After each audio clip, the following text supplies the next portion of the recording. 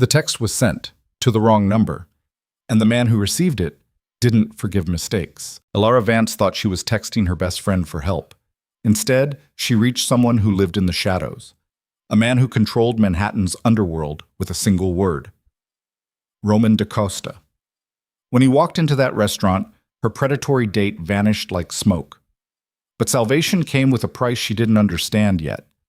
Now she's caught between the devil she escaped and the darker one who saved her. Stay until the end. Hit like. Drop your city in the comments. I want to see how far this story travels. The wine glass was sweating. Elara noticed it first, the condensation pooling at the base, creating a ring on the white tablecloth that spread slowly, darkly. She watched it grow because she couldn't look at Derek anymore. Not at his smile. Not at the way his eyes tracked her every movement like she was prey that had already been caught. "You're not drinking," he said. It wasn't a question.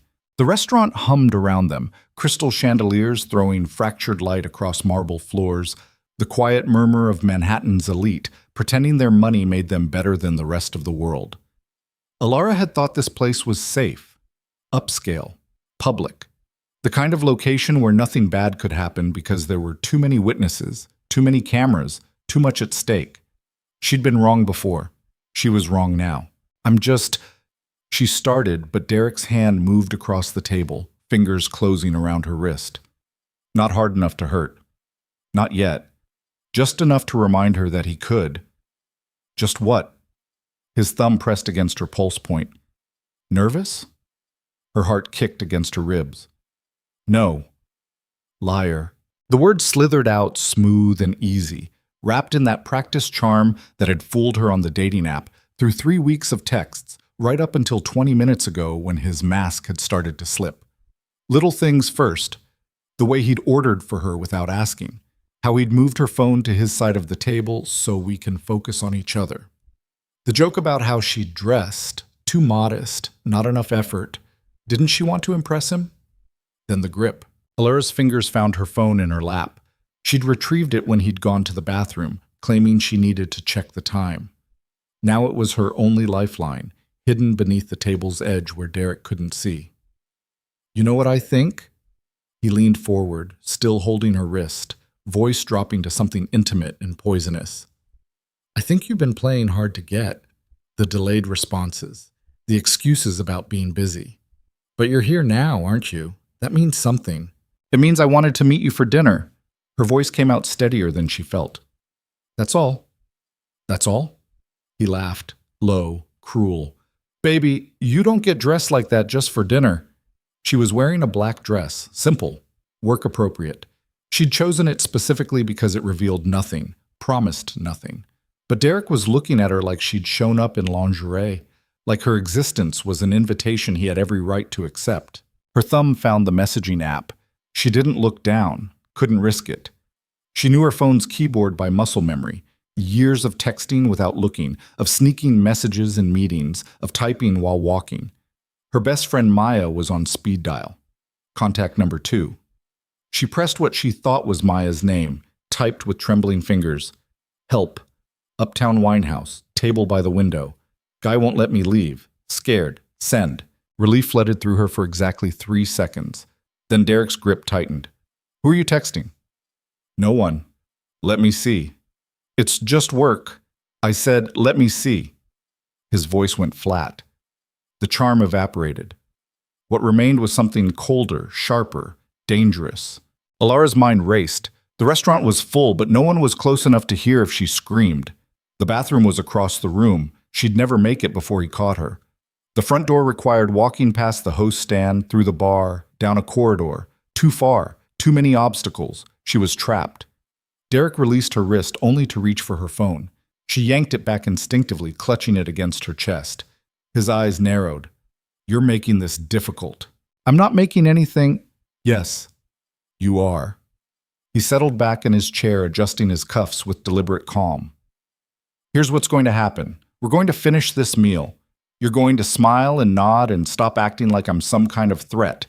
Then we're going to go back to my place. No.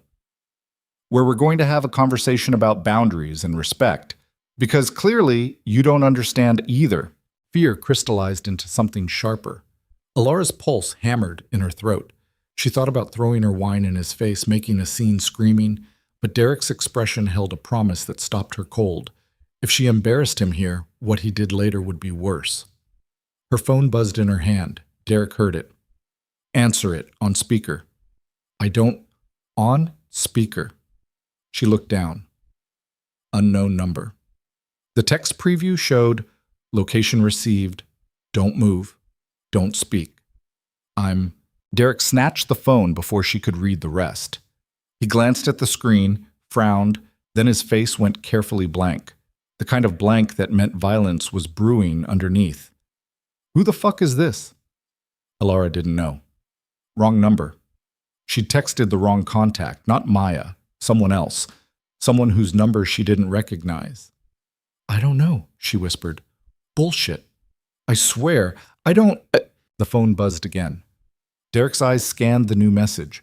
Whatever he read there drained the color from his face.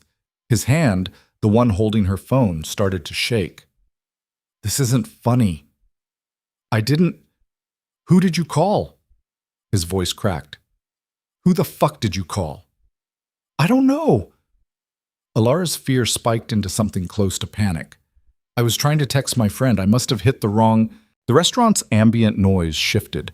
Conversations didn't stop exactly, but they changed pitch, dropped, the kind of quiet that happened when something dangerous entered a room and everyone's hindbrain recognized the threat before their conscious mind caught up.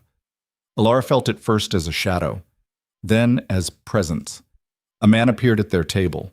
Not appeared, that implied suddenness, surprise. This was more like gravity, like something inevitable finally arriving. He was tall, broad-shouldered, wearing a black suit that probably cost more than Alara's monthly rent. Dark hair swept back from a face that could have been carved from granite. Sharp cheekbones, jaw like a blade, eyes so dark they swallowed light instead of reflecting it. He looked at Derek. That was all. Just looked. Derek went white. Derek started. Stopped. His mouth worked soundlessly. The man's gaze hadn't wavered, hadn't blinked. Elara realized with creeping horror that she was watching a predator acknowledge another predator, except this thing standing beside their table wasn't competing in the same category. This was apex. This was evolution's final word on danger. Leave. The man's voice was quiet, controlled, absolutely certain. Derek's hands released Alara's phone. It clattered onto the table. Listen, there's been a misunderstanding. No misunderstanding. The man's tone didn't change. Didn't need to. You're still here. In 3 seconds, that becomes a problem I solve permanently. You can't, too. Derek stood so fast his chair tipped backward. He grabbed his jacket with shaking hands, cast one last look at Elara, equal parts fury and terror, then walked. Not toward the door, toward the bathroom. Probably planning an exit through the kitchen, the back way, anywhere that didn't require passing this man again. The man watched Derek's retreat with the patience of someone who knew there was nowhere to run. Then he turned to Elara. His eyes weren't cold exactly. They were empty, like looking into a well where the bottom had fallen out and kept falling. Are you hurt? Elara couldn't speak. Her vocal cords had frozen somewhere between relief and new, different terror. The man tilted his head slightly, waiting. No, her voice came out hoarse. I'm not hurt. He touched you. Not a question, a statement. The man had seen Derek's hand on her wrist, had cataloged it, filed it away as evidence in some internal ledger where debts got recorded and eventually paid. He grabbed my wrist, but your wrist. The man's gaze dropped to the faint red marks already forming on her skin. Something flickered across his face, brief, volcanic, then gone. Stay here. Wait. But he was already moving, not toward the bathroom where Derek had fled, toward the restaurant's entrance. He spoke quietly to the maitre d', who nodded frantically and pulled out a phone. Another quiet word to a man Elara hadn't noticed before, broad, scarred, standing near the bar like a piece of furniture that could break you in half if it woke up. The man returned to her table, pulled out Derek's abandoned chair, sat. Up close, Elara could see details her adrenaline-soaked brain had missed before. The way his suit fit perfectly because it was made for him, not bought off a rack. The watch on his wrist, understated, mechanical, probably worth a car. the thin scar bisecting his left eyebrow, the absolute stillness in the way he held himself, like violence was his default state, and everything else required conscious effort to suppress. "Who are you?" Elara managed. "The person you texted." He produced her phone, slid it across the table. "By accident, I assume." She grabbed it like a drowning woman grabbing driftwood, checked the message thread, confirmed what she already suspected. She'd texted the third contact in her list, not the second. Someone whose number she'd apparently saved months ago and forgotten about completely. The contact name read, Building Super. "You're my super?" Confusion cut through her fear. How did you get here so fast?" "I'm not your super." His eyes never left her face. "That number belongs to a man who died 6 months ago. I acquired it along with several properties in your neighborhood. You texted me instead of whoever you meant to reach. I read it. I responded." "But you came." "Yes." "Why?" Something changed in his expression. Not softening. This man didn't soften, but a crack appeared in the emptiness. Just for a moment.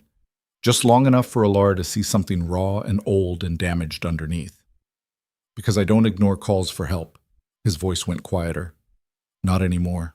The weight in those last 2 words made Elara's chest tighten. She wanted to ask what he meant. Wanted to ask who he was. Why Derek had looked at him like death itself had arrived. How he'd made a predator flee with nothing but a glance and 2 words. Instead, she asked, "What now?" "Now you eat something." He signaled a passing waiter. "You're shaking. Food helps." "I'm not hungry." "You will be. In about 10 minutes, when the adrenaline crash hits." He ordered for her without looking at the menu. Soup, bread, water. Things that were warm and easy and wouldn't make her nauseous. "Then we talk about what comes next." "What comes next?" Elara repeated. Her brain felt sluggish, 2 steps behind. "You saved me. I say thank you. I go home. That's what comes next." "You think he's gone?" The question hit like cold water. "He left. He left this room. Men like that don't leave the situation." The man's fingers drummed once against the table, the only crack in his absolute control. "He knows your face, your name probably, definitely your phone number and location. He'll frame this as embarrassment, as you making him look weak in public, and then he'll decide to teach you a lesson." "You don't know that." "Yes, I do." The certainty in his voice was worse than Derek's threats. Because Derek had been delusional, wrapped in entitlement and rage. This man was stating facts, reading a script he'd seen play out too many times to doubt. "So what am I supposed to do?" Elara hated how small her voice sounded. "Hide? Move? Change my number?" "You could do all that." He leaned back as the waiter returned with her food, waited until they were alone again. "It wouldn't matter. Men like Derek don't stop because you make yourself harder to find. They stop when someone makes them stop." "Someone like you?" "Yes." Elara stared at this stranger who'd materialized out of her desperate mistake, tried to reconcile the elegant suit and controlled voice with the violence she'd sensed coiled beneath his surface. Failed. "Why would you help me? You don't know me." "I know enough." His gaze held hers. "You sent a text to someone you thought would help. You were scared but not frozen. You tried to save yourself before calling for backup. That's more than most people manage." "That's not an answer." "It's the only one I'm giving tonight." Frustration spiked through her fear. "What do you want from me?" "Nothing you aren't willing to give." He stood, buttoned his jacket with economical precision. "Eat. I'll wait." "Where are you going?" "To make a phone call." "About Derek?"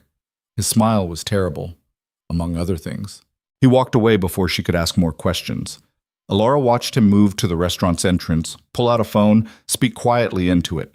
His posture never changed, voice never rose.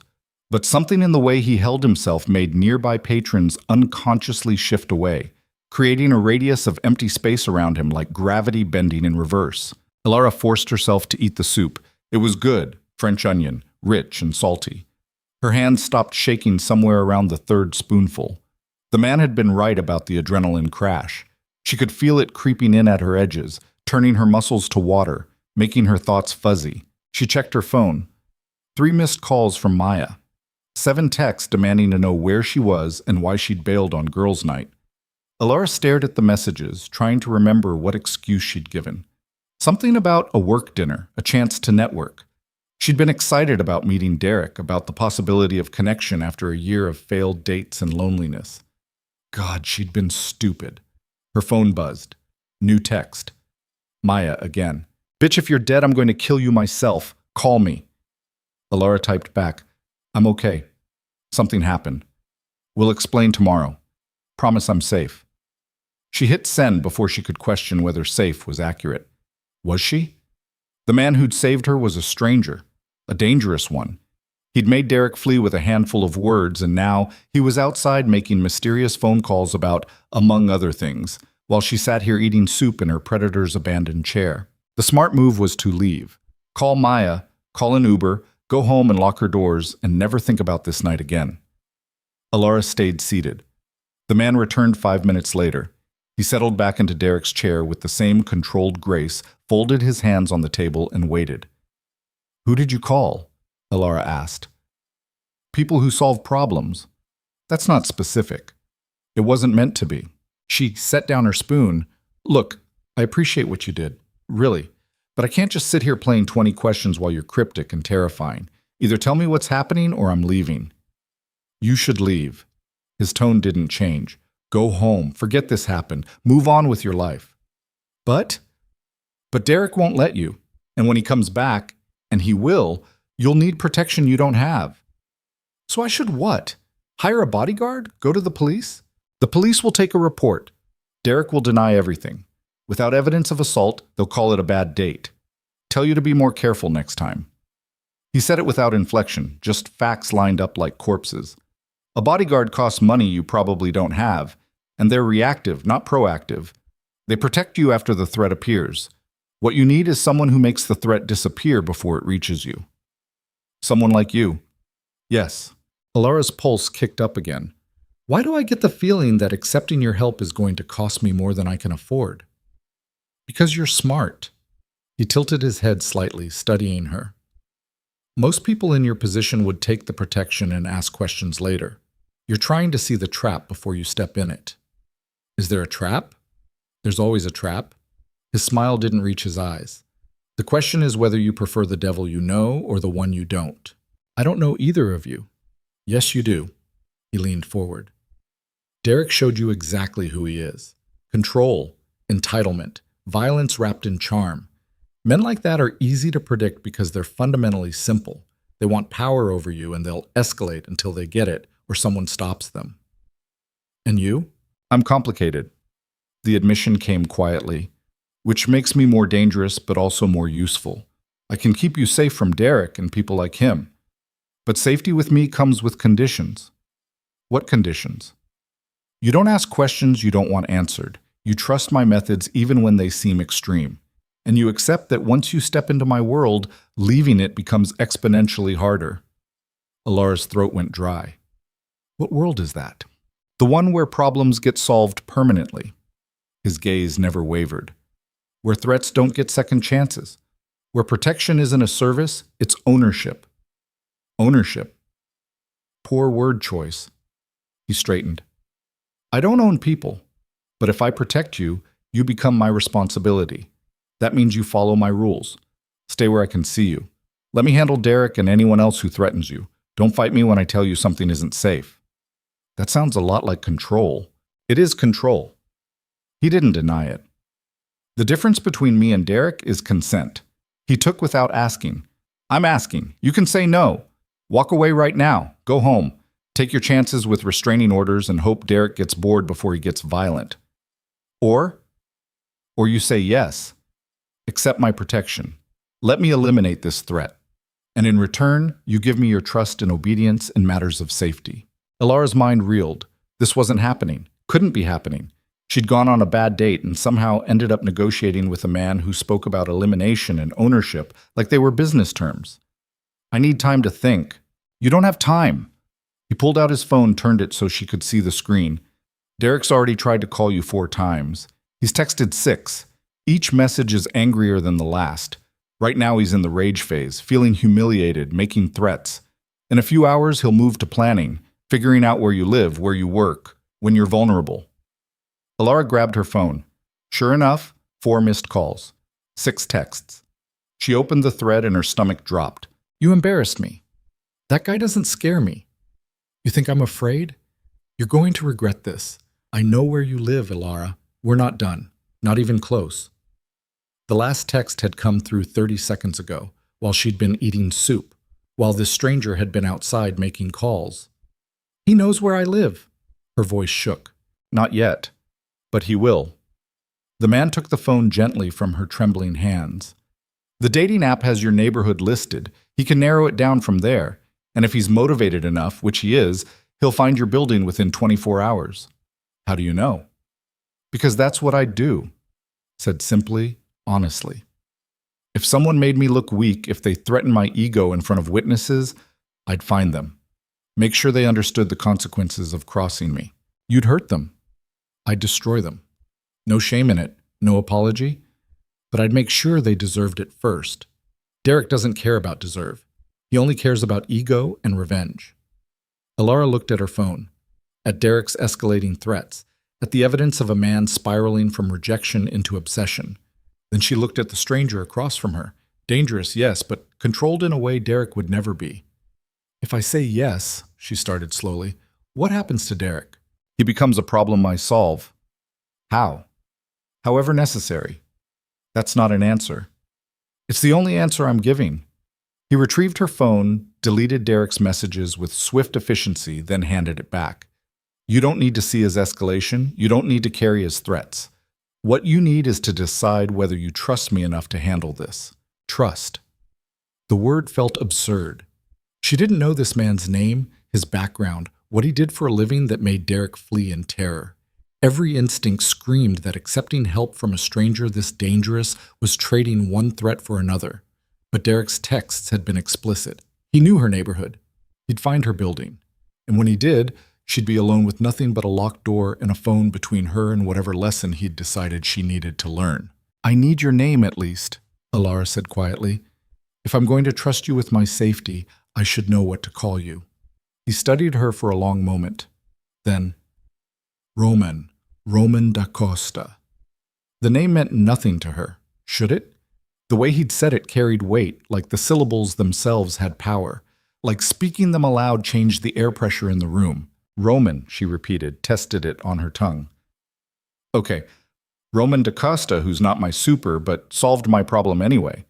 What do you do when you're not rescuing strangers from bad dates? This and that. His smile was blade thin. Import, export, logistics. Making sure things get where they need to go. That's deliberately vague. Yes. Are you a criminal? The question hung between them like smoke. Elara hadn't meant to ask it, not so bluntly, but fear and adrenaline had burned through her filter. Roman didn't flinch, didn't lie. That depends on who's asking and what laws you're counting. He tilted his head. Are you going to run if I say yes? She should. Every rational cell in her body screamed to run, but Elara thought about Derek's texts, about the promise in his words, we're not done, about walking home alone, climbing to her 4th floor walk-up, lying awake wondering when he'd figure out which building was hers. No, she whispered. I'm not going to run. Then yes. I've broken laws, I'll break more before I die, but I have rules, lines I don't cross, people I protect. If you become one of those people, Derek's threats die with him, metaphorically or literally, depending on how stupid he is. Literally. If necessary. Elara's hands felt numb. You'd kill him. I'd kill anyone who threatened you once you were under my protection, said matter-of-factly, like discussing the weather. That's what protection means in my world. Total, absolute. No half measures. That's insane. That's effective. Roman stood, buttoned his jacket. You have 30 seconds to decide. Stay, accept my help, let me handle Derek, or go home, call the police, hope Derek's smarter than he looks. 30 seconds isn't enough time. It's all the time there is. Derek's already moving. Every minute you delay is another minute he spends planning. So decide now. Elara's thoughts fragmented. She saw Derek smile across the table, his hand on her wrist, the texts promising consequences. Then Roman's arrival. The fear in Derek's eyes. The absolute certainty in Roman's voice when he said, "I don't ignore calls for help, not anymore." What had happened to make him say that? What call had he ignored before?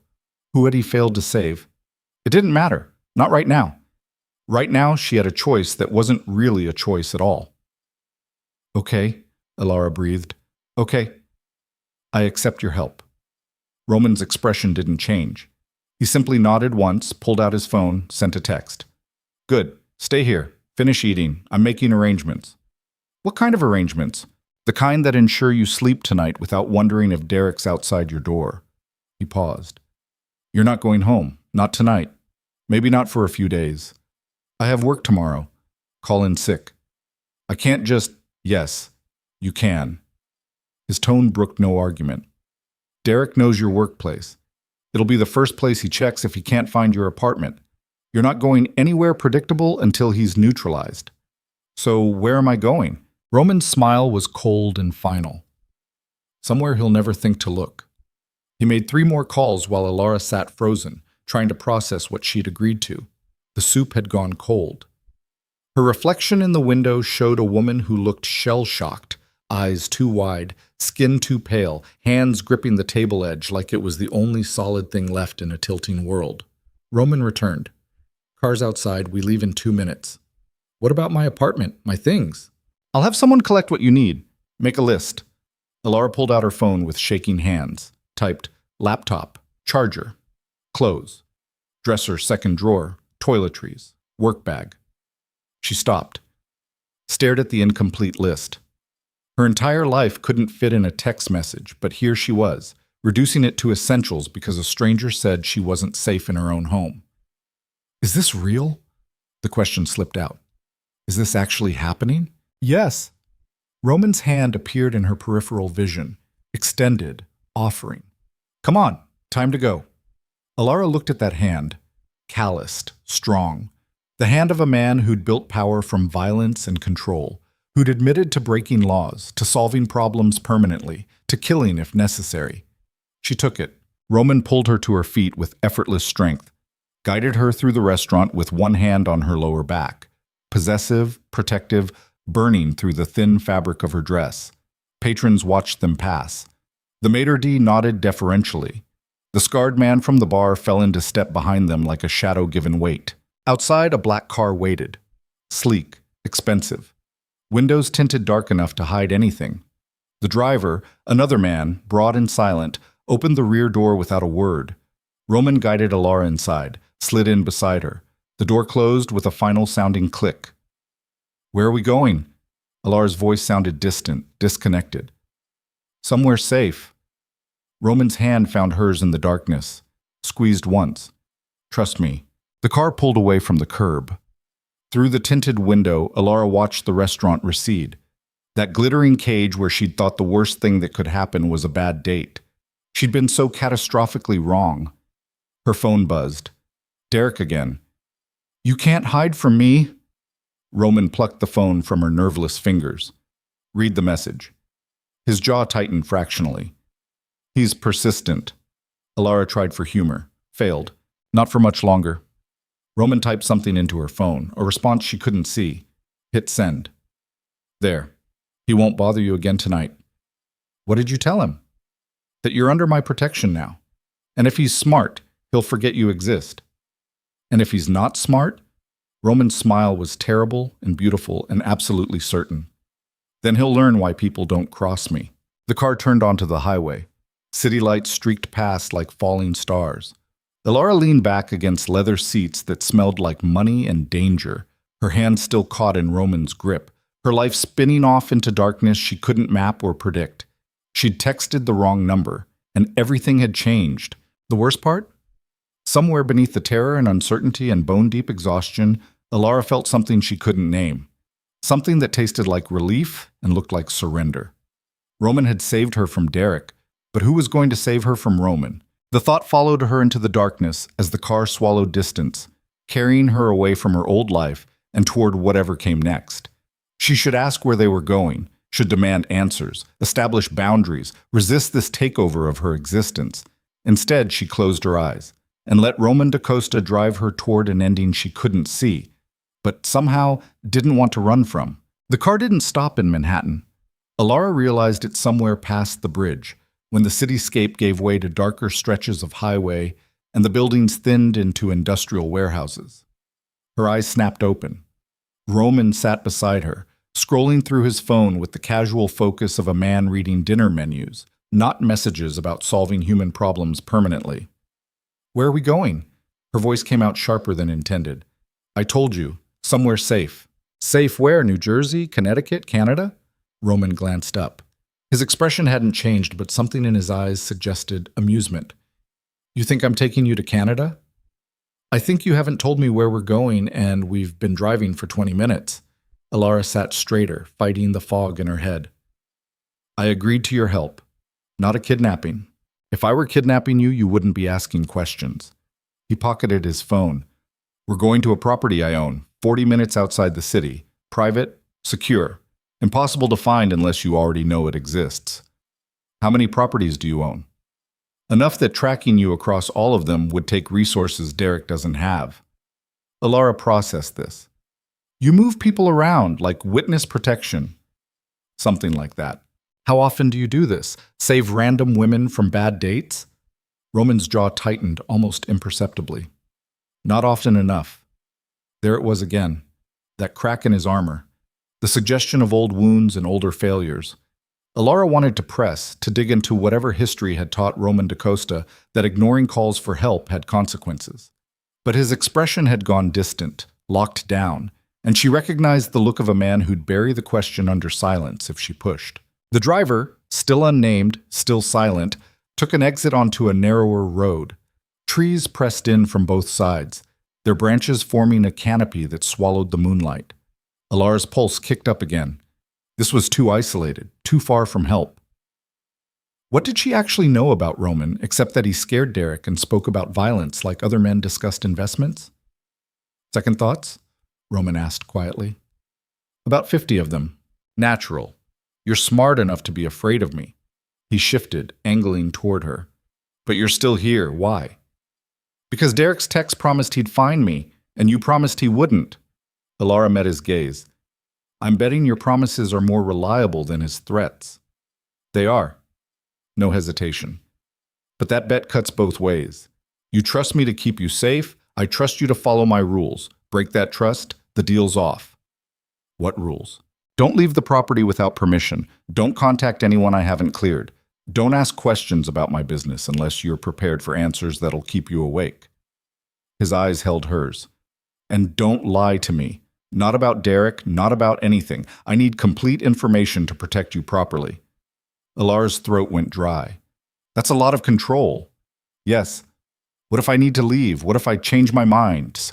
"Then you tell me and we negotiate an exit that doesn't get you killed." Roman's voice dropped. "But you don't just walk out. You don't sneak away in the night. You don't ghost me like I'm some Tinder match you've lost interest in. Clear?" "Crystal." "Good." The car turned onto a gravel drive that wound through dense forest. No streetlights. No other houses. Just darkness and the crunch of tires on stone and the occasional gleam of something reflective. Cameras, Elara realized. Security cameras hidden in the trees, tracking their approach. The house appeared gradually, modern, glass and steel and sharp angles that suggested an architect with violent tastes.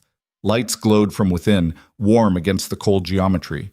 The driver pulled up to the entrance and killed the engine. Roman exited first, circled, opened Elara's door with the courteous precision of a man who'd been taught manners before he'd learned to break bones. She took his offered hand and stepped out onto gravel that crunched too loud in the silence. "Welcome home," Roman said. "This isn't my home." "It is for now." He guided her toward the entrance. "I'll give you the tour, then you sleep. Tomorrow we talk about Derek and what comes next." The front door opened before they reached it. A woman stood in the frame, 50s, gray hair pulled into a severe bun, expression that suggested she'd stopped being surprised by Roman's arrivals decades ago. "Sir." She nodded to Roman, then to Elara, with something that might have been sympathy. "Miss." "This is Teresa," Roman said. "She manages the property. You need anything? Ask her." Teresa's gaze swept over Elara. cataloging the rumpled dress, the smudged makeup, the tremor in her hands. I've prepared the guest suite. Second floor, east wing. Thank you. Roman's hand pressed against Elara's lower back, guiding her inside. We'll need a few things collected from her apartment. I'll send the list. Of course. The interior matched the exterior, all clean lines and expensive emptiness. White walls, dark wood floors, furniture that looked sculptural and uncomfortable. Art that was probably worth more than Elara's annual salary. It felt like a museum or a mausoleum, beautiful and cold and utterly devoid of personality. Roman led her through the main floor without commentary. Kitchen, industrial, gleaming. Living room, vaulted ceilings, fireplace big enough to burn bodies. Office, locked door, no entry. Dining room, table for 12, set for no one. You live here alone? Elara asked. Sometimes. I have other residences. How many is other? 5. Maybe 6. He paused at the base of a floating staircase. I move around. Staying static makes you predictable. Predictable makes you dead. Cheerful. Realistic. Roman started up the stairs. You'll stay in the east wing. I'm in the west. Separate spaces. You'll have privacy. Unless I try to leave. Unless you try to leave unsafely, he corrected. You want to walk the grounds? Fine. Go into town with Teresa? Fine. But you coordinate with me first. And you don't go anywhere near your old neighborhood until Derek's handled. They reached the second floor. Roman guided her down a hallway lined with closed doors, bedrooms probably, or storage, or whatever rich criminals kept in spare rooms. He stopped at the last door on the right, opened it. The guest suite was larger than Elara's entire apartment. King bed, sitting area, floor-to-ceiling windows overlooking dark forest, attached bathroom visible through an open door, soaking tub, rainfall shower, marble everywhere. Teresa stocked basic toiletries, Roman said. Your things should arrive by morning. If you need anything before then, there's an intercom by the bed. Elara stepped inside.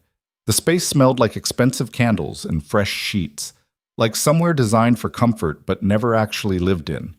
She turned to find Roman watching her from the doorway, backlit by hallway lights that turned him into a silhouette with eyes. Thank you, she said quietly, for all of this. Don't thank me yet. His voice carried warning. Tomorrow you'll have questions, things you want to know about who I am and what I do. Ask them if you want, but understand that answers have weight. Once you know certain things, you can't unknow them. Is that a threat? It's a courtesy. He straightened. Sleep. We'll talk when you're thinking clearly. He started to close the door. Elara's voice stopped him. Roman? Yes? What did you text Derek? When you said he wouldn't bother me tonight. Roman's smile was a slash of white in the darkness. I told him you belong to me now, and that if he valued his life, he'd forget you existed. Belonged. Poor word choice again, but he didn't sound apologetic. I told him you were under my protection, that any move against you was a move against me, and that I have a reputation for responding to threats with disproportionate force. Will he listen? If he's smart. Roman's hand gripped the door frame. If he's not, he'll make contact within 48 hours. Test boundaries. See if my threat was real. And then? Then I make it real, said simply, finally. Sleep, Elara. You're safe here. The door closed with a soft click.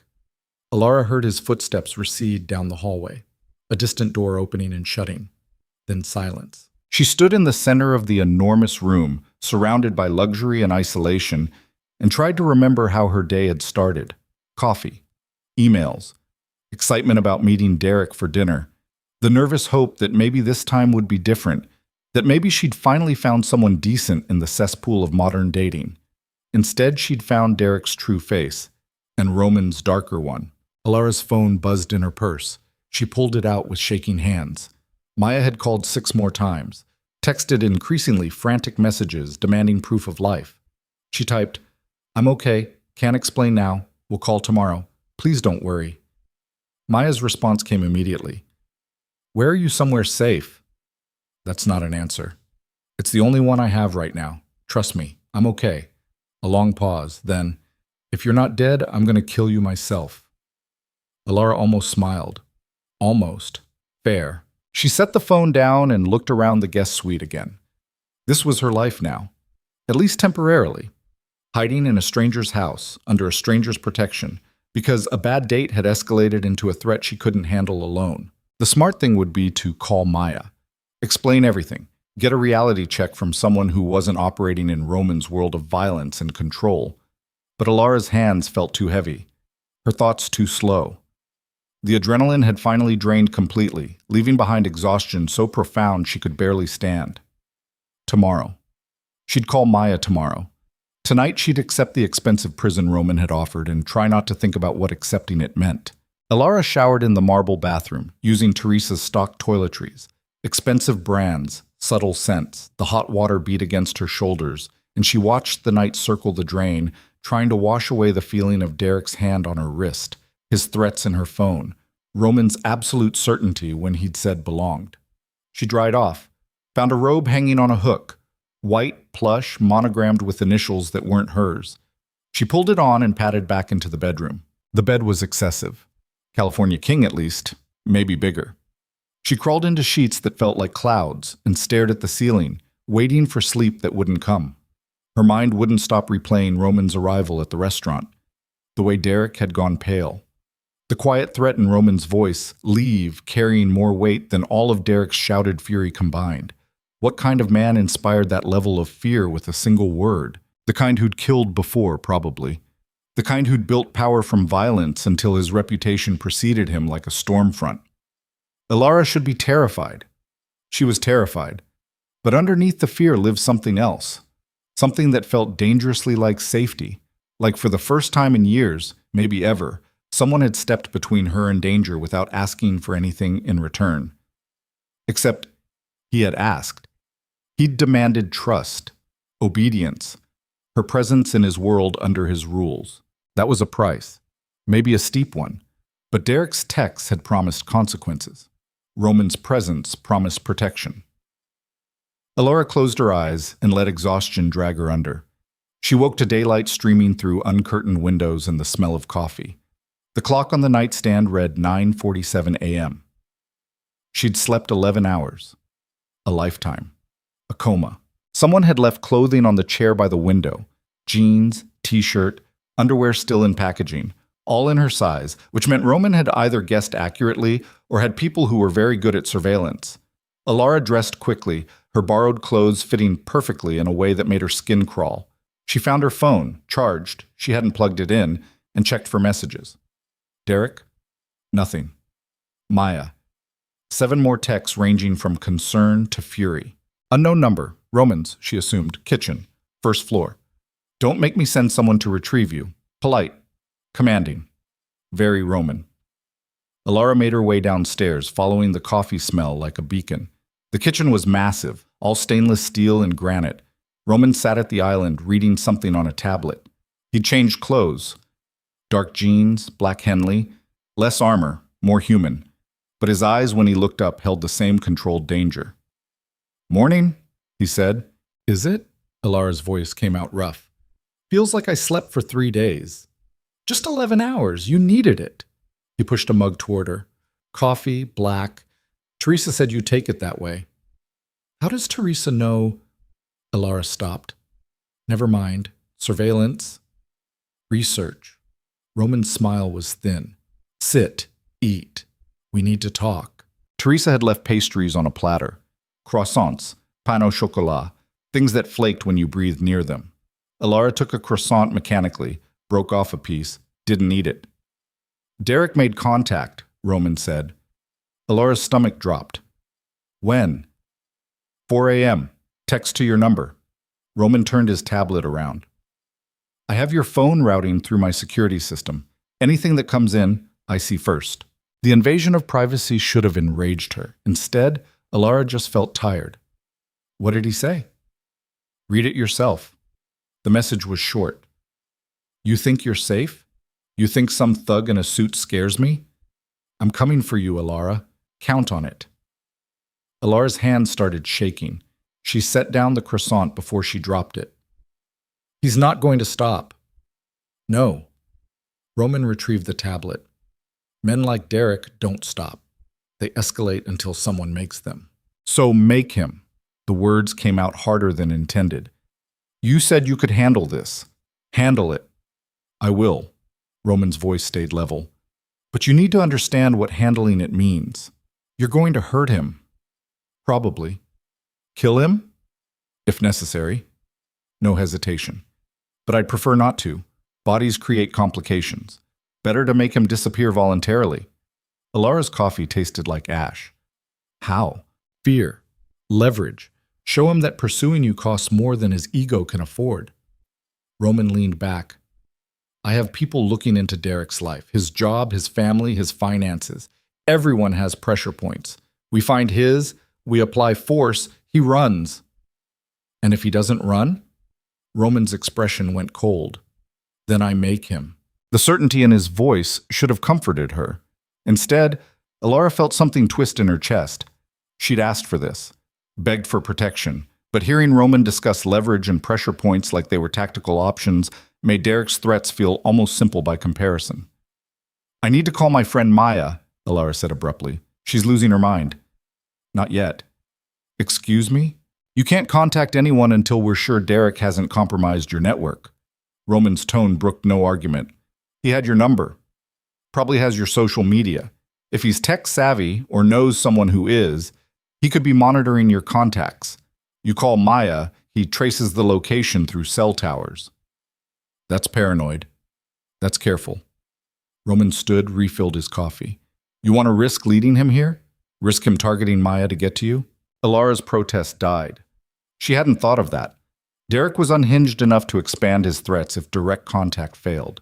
And Maya, loud, loyal, reckless Maya, would absolutely confront him if she knew what he'd done. How long? Elara asked quietly.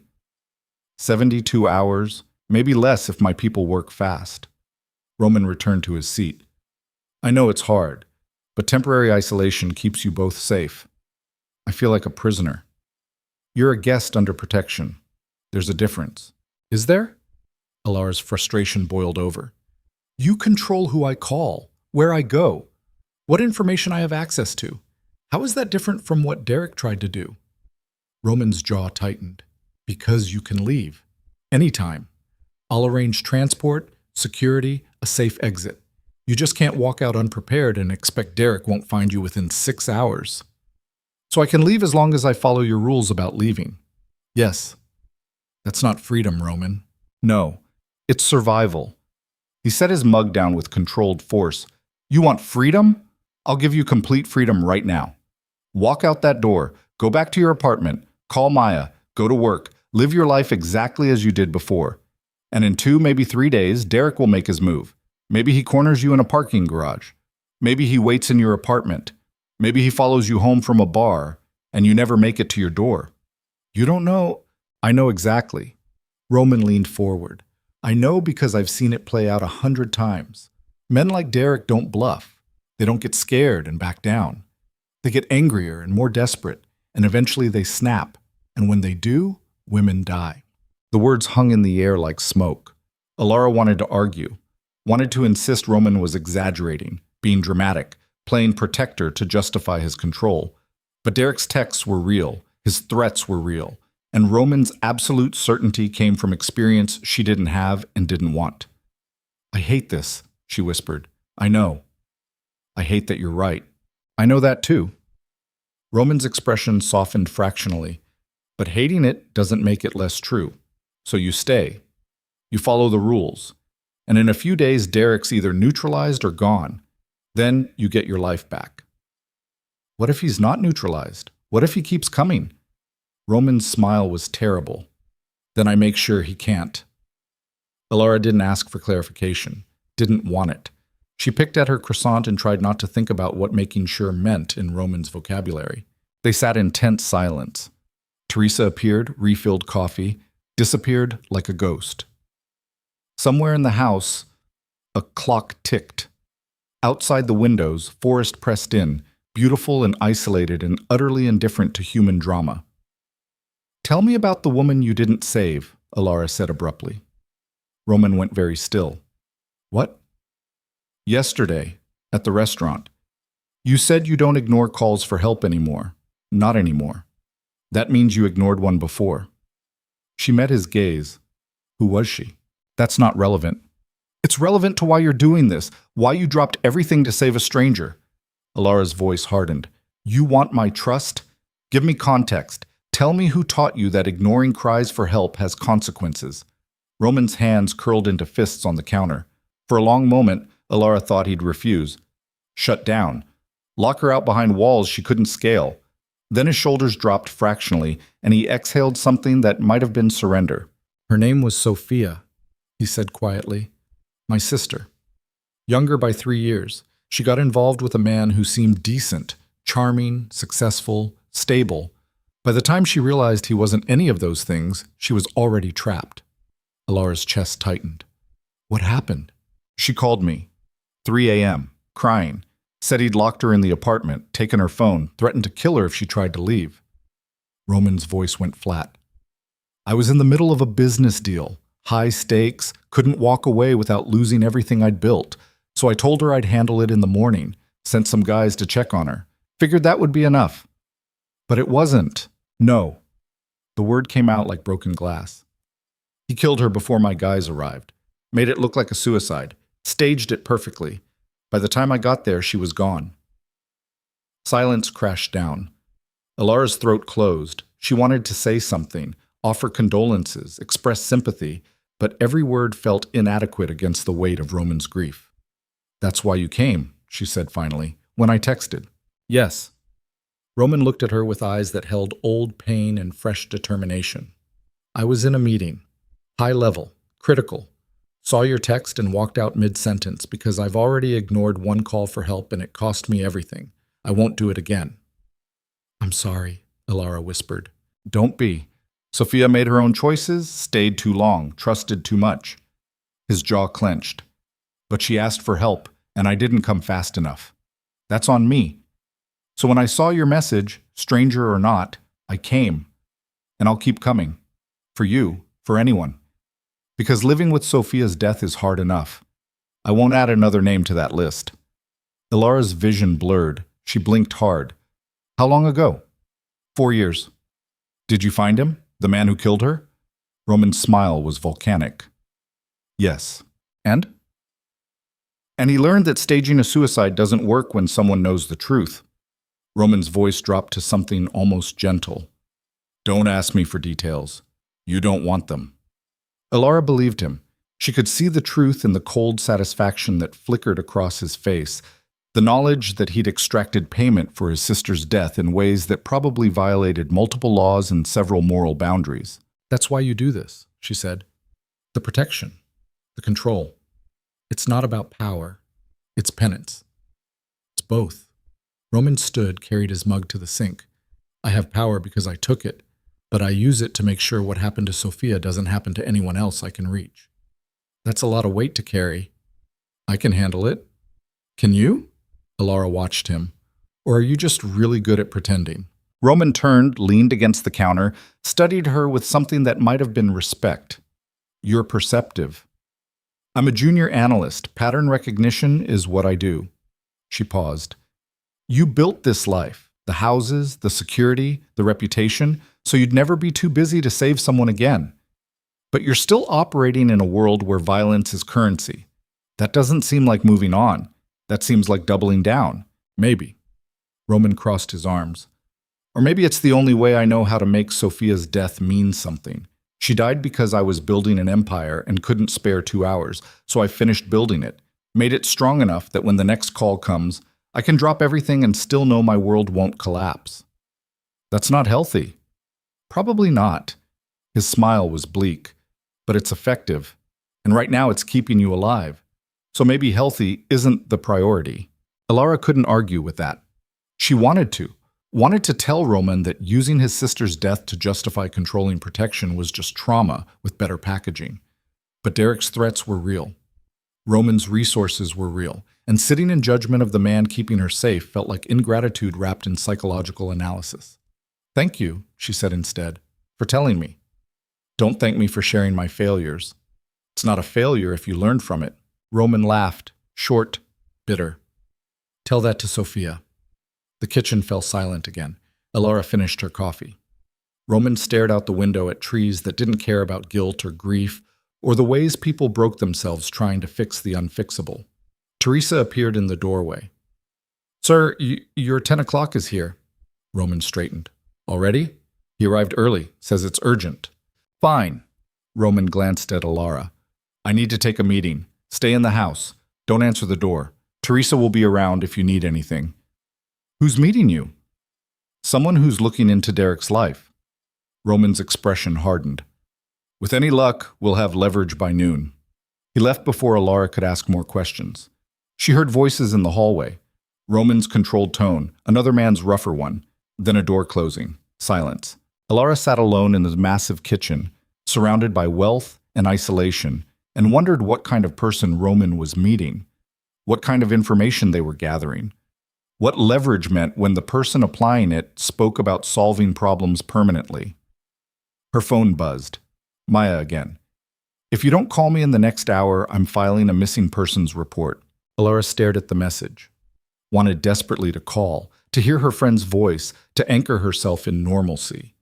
But Roman's warning echoed. Derek could be monitoring contacts, tracing calls, expanding his threats. She typed, "Can't call yet. I promise I'm safe. Just trust me for 2 more days." Maya's response was immediate. "I don't trust easily. Give me something." Elara hesitated, then, "I'm with someone who's helping me. It's complicated. I'll explain everything when I can. Please don't worry." "Too late for that." "I know. I'm sorry." No response. Maya was probably deciding whether to respect Elara's request or call the police anyway. Elara sent one more message. "If I don't contact you in 72 hours, call the authorities. But give me until then. Please." Another long pause. Then, "Fine, 72 hours. But you better have a damn good explanation. I will. Promise." Elara pocketed her phone and exhaled slowly. 3 days. Roman had said 3 days to neutralize Derek. 3 days to gather leverage, apply pressure, make the threat disappear. Then she could go home. Call Maya. Resume her life. Except would she? Could she go back to her apartment knowing Derek had threatened her there? Could she return to work where he knew she'd be? Could she ever feel safe in public again without looking over her shoulder? Roman's protection had solved one problem, but it had created others. Dependency. Isolation. The knowledge that safety came from a man who operated outside every system she'd trusted to keep her secure. Elara walked to the window, stared out at manicured grounds that gave way to dense forest. No neighbors, no witnesses. Just Roman's manufactured paradise where he could control every variable. It should have felt like safety. Instead, it felt like a different kind of cage. The meeting lasted 2 hours. Elara heard raised voices once, Roman's cold fury meeting someone else's defensive protest. Then silence. Then the front door opening and closing. An engine starting. Gravel crunching. Roman found her in the library, a room she'd discovered while exploring, floor-to-ceiling books that probably cost more than her education. He looked tired, older, like whatever he'd learned in that meeting had aged him years. "We have a problem," he said. Elara's stomach dropped. "What kind of problem?" "Derek's smarter than I thought." Roman crossed to the bar, poured 2 fingers of something amber. "He's been planning this. The restaurant wasn't impulse. It was calculated." "What do you mean?" "My guy pulled his digital footprint. Derek's got burner phones, encrypted messaging apps. He's been researching you for weeks. Your routine, your friends, your work schedule. He knew where you'd be before you agreed to meet him." Ice flooded Elara's veins. "That's stalking, premeditation." Roman downed the liquor in one swallow. "He's not some entitled asshole who got rejected. He's a predator who's been hunting you methodically." "Why me? I'm nobody. There's nothing special." "You existed in his line of sight and didn't immediately submit. That's enough for men like him." Roman set the glass down hard. "But here's the worst part. He's got resources, money, connections. My guy found shell companies, offshore accounts. Derek's not just some tech bro. He's embedded in networks that'll help him find you if he's motivated enough." Elara's legs went weak. She sat hard in the nearest chair. So what do we do? We go deeper than I wanted to. Roman's expression was granite. I was planning to scare him off. Now we need to destroy him, financially, professionally, socially, make him toxic enough that helping him becomes career suicide for anyone in his network. That'll take time. Yes, weeks probably. I can't hide here for weeks. You can. Roman crossed to her. You will, because the alternative is going back out there where he's waiting. You don't know he's waiting. He sent another text 20 minutes ago. Roman pulled out his phone. While I was in the meeting, the message read, I see you're not answering. That's okay. I'm patient. And I have all your addresses, work, home, that coffee shop you visit every Saturday. One of them will work. Elara's vision swam. He's bluffing. No, he's not. Roman pocketed the phone. My guy confirmed Derek's been to all 3 locations in the past week. He's been watching you, learning your patterns. The date was just his first attempt. When that failed, he moved to plan B, which is wear you down, make you feel unsafe everywhere, force you into isolation until you're desperate enough to engage with him on his terms. That's textbook stalker behavior. Roman's voice gentled slightly. But he didn't count on you having protection, on me having resources that match his. So now it's a war of attrition, his patience versus my reach. And I promise you, Elara, I have more reach. She wanted to believe him, wanted to trust that Roman's controlled fury and endless resources would be enough. But Derek's methodical planning terrified her in ways his restaurant threats hadn't. This wasn't impulse, this was obsession. What if you can't stop him?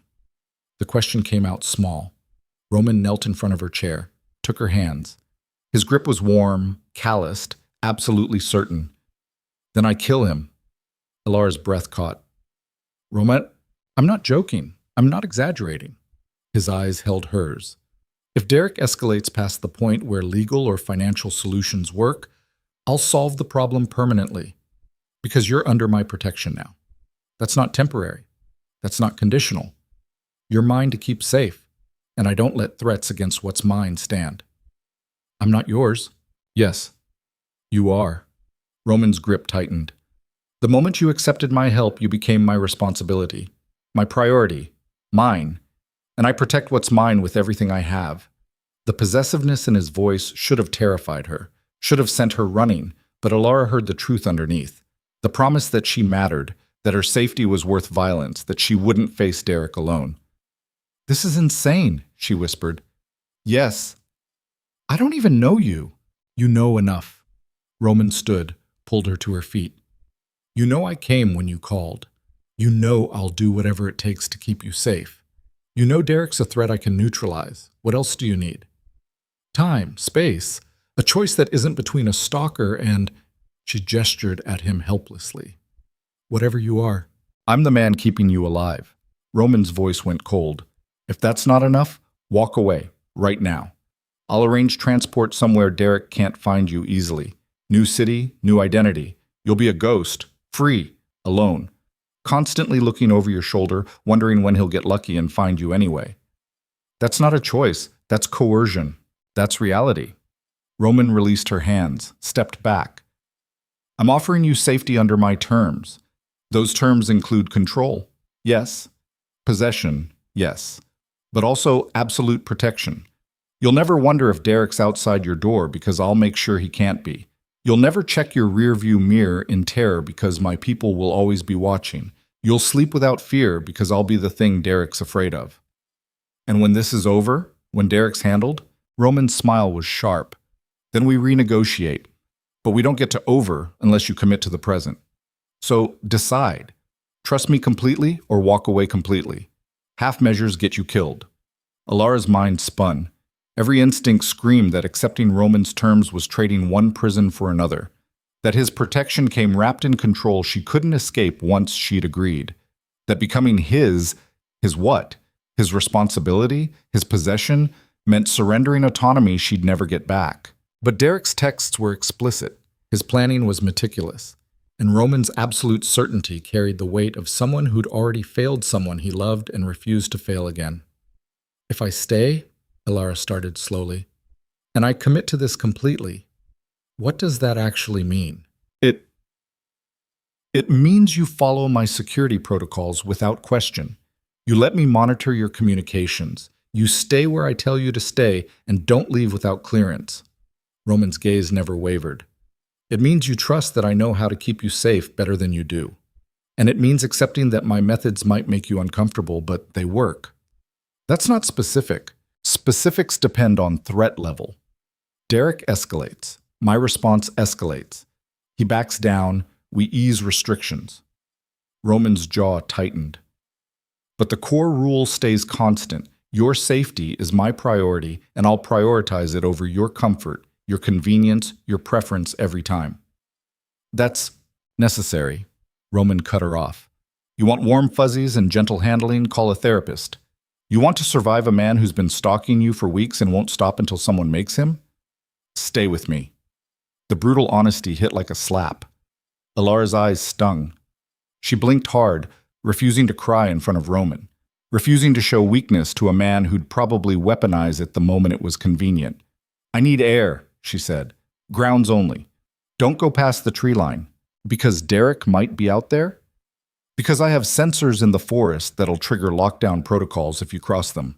And I'd rather not explain to my security team why you're testing perimeter defenses. Roman's tone softened fractionally. There's a garden behind the house, east side. It's walled. Safe, Putt. Take all the time you need. Elara fled before he could say anything else.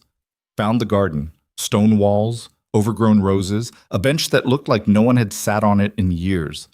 She collapsed onto weathered wood and let herself shake. This was too much. All of it. Derek's obsession, Roman's control, the impossible choice between danger she knew and protection that felt like a different kind of trap. Her phone buzzed. Unknown number. Her heart stopped. She opened the message. You can run to him all you want, Elara, but sooner or later you'll have to come back to the real world. And when you do, I'll be waiting. We have unfinished business, and I always finish what I start. Derek. He'd found a way around Roman's monitoring, or had another number, or... Elara's hand shook so hard she nearly dropped the phone. She stood on legs that felt like water and ran back inside. Found Roman in his office, hunched over a laptop, expression murderous. He texted me, she gasped. Different number. How did he... Roman looked up, saw her face, crossed the room in 3 strides and took the phone from her hands, read the message. His expression went absolutely glacial. He's escalating faster than I expected. What do we do? Roman's eyes met hers, and in them Elara saw the exact moment he made a decision that would change everything. We stop playing defense, he said quietly, and we end this. Tonight. How? However I have to. Roman cupped her face with both hands. But I need you to understand. Once I cross this line, there's no going back. For either of us. You'll be tied to me and what I do, to choices you can't undo or walk away from. So I'm asking you one last time. Do you trust me enough to let me handle Derek my way? Even if that way is permanent? Elara's pulse thundered. She understood what he was asking, what he was offering, what it would cost. If she said yes, Derek would disappear. But she'd be bound to Roman, to his world, his methods, his darkness. She'd be complicit in whatever he did. An accessory. A witness. His. If she said no, she'd face Derek alone, run forever, live in fear, die afraid. The choice wasn't really a choice. Yes, Elara whispered. I trust you. Roman's smile was terrible and beautiful and absolutely final. Then consider it done. He kissed her forehead once, brief, possessive, claiming, then released her and pulled out his phone. Get Marcus, he said into it. Full team. We move in 2 hours. He hung up, turned back to Elara, and in his eyes she saw the truth. Derek's threats were over, but hers, whatever came next, had just begun. The 2 hours felt like 2 minutes and 2 years simultaneously. Elara sat in the guest suite, staring at her reflection in the darkened window.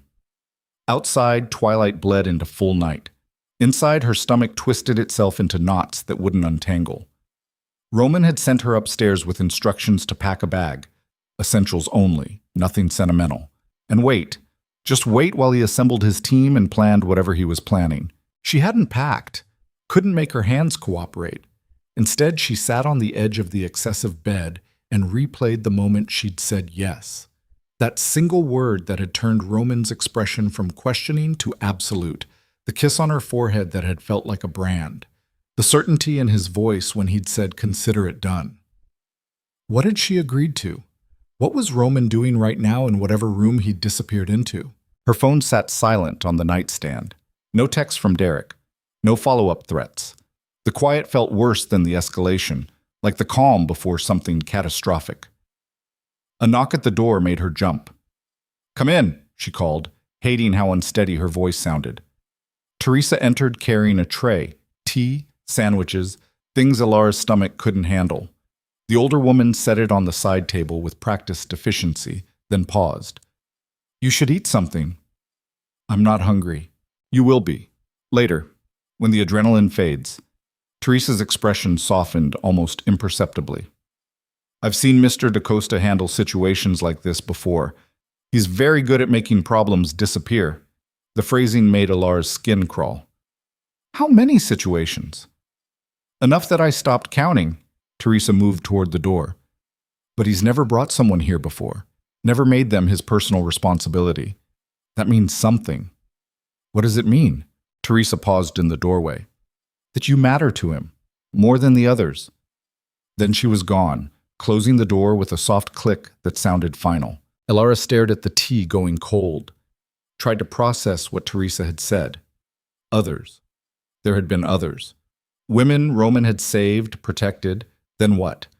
Sent away when the threat was handled? Kept around until they became inconvenient? The thought made her chest tighten. She wasn't special. She was just the latest in a series of rescues that probably salved Roman's guilt over Sophia while feeding whatever control issues drove him. Another knock. This time, Roman entered without waiting for permission. He'd changed again. Black tactical pants, dark long-sleeve shirt, boots that looked military grade. His hair was pulled back. No jewelry except the expensive watch. He looked like violence packaged in human form. "We're moving in 30 minutes, he said. Elara stood. "Where?" "Derek's apartment. He's there now. My people have been watching him since the restaurant. He thinks he's safe. Thinks you're too scared to fight back, and I'm just posturing." Roman's smile was cold. "He's wrong on both counts." "What are you going to do to him?" "Have a conversation. Show him evidence of what happens when people threaten what's mine. Give him an opportunity to disappear voluntarily." "And if he doesn't take it?" Roman's expression didn't change. "Then I make him." The casual certainty in his voice made Elara's pulse spike. "I want to come with you." "No." "Yes." She stepped forward. "If you're doing this because of me, I should be there. I should see." "You don't need to see what I do." Roman's tone hardened. "You need to stay here where it's safe and let me handle this. I'm not a child you can lock away while the adults handle business." Elara's frustration boiled over. "You said I'm yours now, that I'm your responsibility. Well, responsibilities work both ways. If I'm tied to what you do tonight, I deserve to witness it." Roman studied her for a long moment. Something flickered in his eyes, surprise maybe, or grudging respect. "You think you want to see this? You don't. Let me decide that for myself." "Elara." "Please." She hated begging, hated the pleading note in her voice. "I can't just sit here wondering. I need to know what happens. I need to see that Derek's actually handled and not just hiding until you look away." Roman's jaw clenched. She could see him weighing options, calculating risks, trying to find an argument that would convince her to stay behind. But whatever he saw in her expression must have told him she wouldn't be swayed. "You stay in the car," he said finally. "You don't get out unless I explicitly tell you to. You don't speak. You don't interfere. You're a witness only. Understood?" "Understood." "And if things go wrong, if Derek has backup or this escalates past talking, you follow Marcus's instructions exactly. He'll get you out safely." "Who's Marcus?" "The man driving us." Roman moved to the door. "Downstairs, 5 minutes. Wear dark clothes and comfortable shoes." He left before she could ask more questions. Elara changed quickly. Black jeans, dark sweater, sneakers. Pulled her hair into a ponytail. Stared at her reflection and tried to recognize the woman looking back. 24 hours ago, she'd been someone who believed the police and restraining orders kept people safe. Now she was preparing to watch a criminal enforce consequences on her behalf. The transformation should have horrified her. Instead, it felt inevitable. Downstairs, 3 men waited in the foyer. Roman she recognized. The other 2 were new. One was the scarred man from the restaurant, built like a concrete wall with eyes that had seen too much. The other was younger, lean and compact, with the controlled stillness of someone who could explode into violence at a moment's notice. Marcus, Roman indicated the younger man. He's driving, and this is Victor. He'll be handling initial contact. Victor nodded once, didn't speak. His accent when he'd been at the restaurant had been vaguely Eastern European. Now he just looked like contained brutality. "Let's move," Roman said. They exited through the garage where 2 vehicles waited, a black SUV and a sedan. Roman guided Elara to the SUV's back seat, slid in beside her. Marcus took the driver's seat. Victor disappeared into the sedan with 2 other men Elara hadn't noticed before. The convoy pulled out. Elara's heart hammered against her ribs. "How many people are coming?" 6, including me. Overkill for one stalker, but I don't take chances. Roman's hand found hers in the darkness, squeezed once. "Remember the rules. Stay in the car. Don't interfere." I remember. They drove in silence. Manhattan's lights grew brighter as they approached the city. Elara watched buildings scroll past and tried not to think about what was coming. Derek's apartment, the confrontation, whatever Roman meant by making him disappear. Her phone buzzed. She pulled it out reflexively. "Derek, I hope you're thinking about me tonight, Elara, because I'm thinking about you, about all the things we're going to do when I finally get my hands on you again." The message was accompanied by a photo. Elara's building. Recent. She could see her neighbor's car in the frame. Derek had been there. Today. While she'd been safe in Roman's fortress, Derek had been at her apartment taking pictures, planning. Roman saw the screen.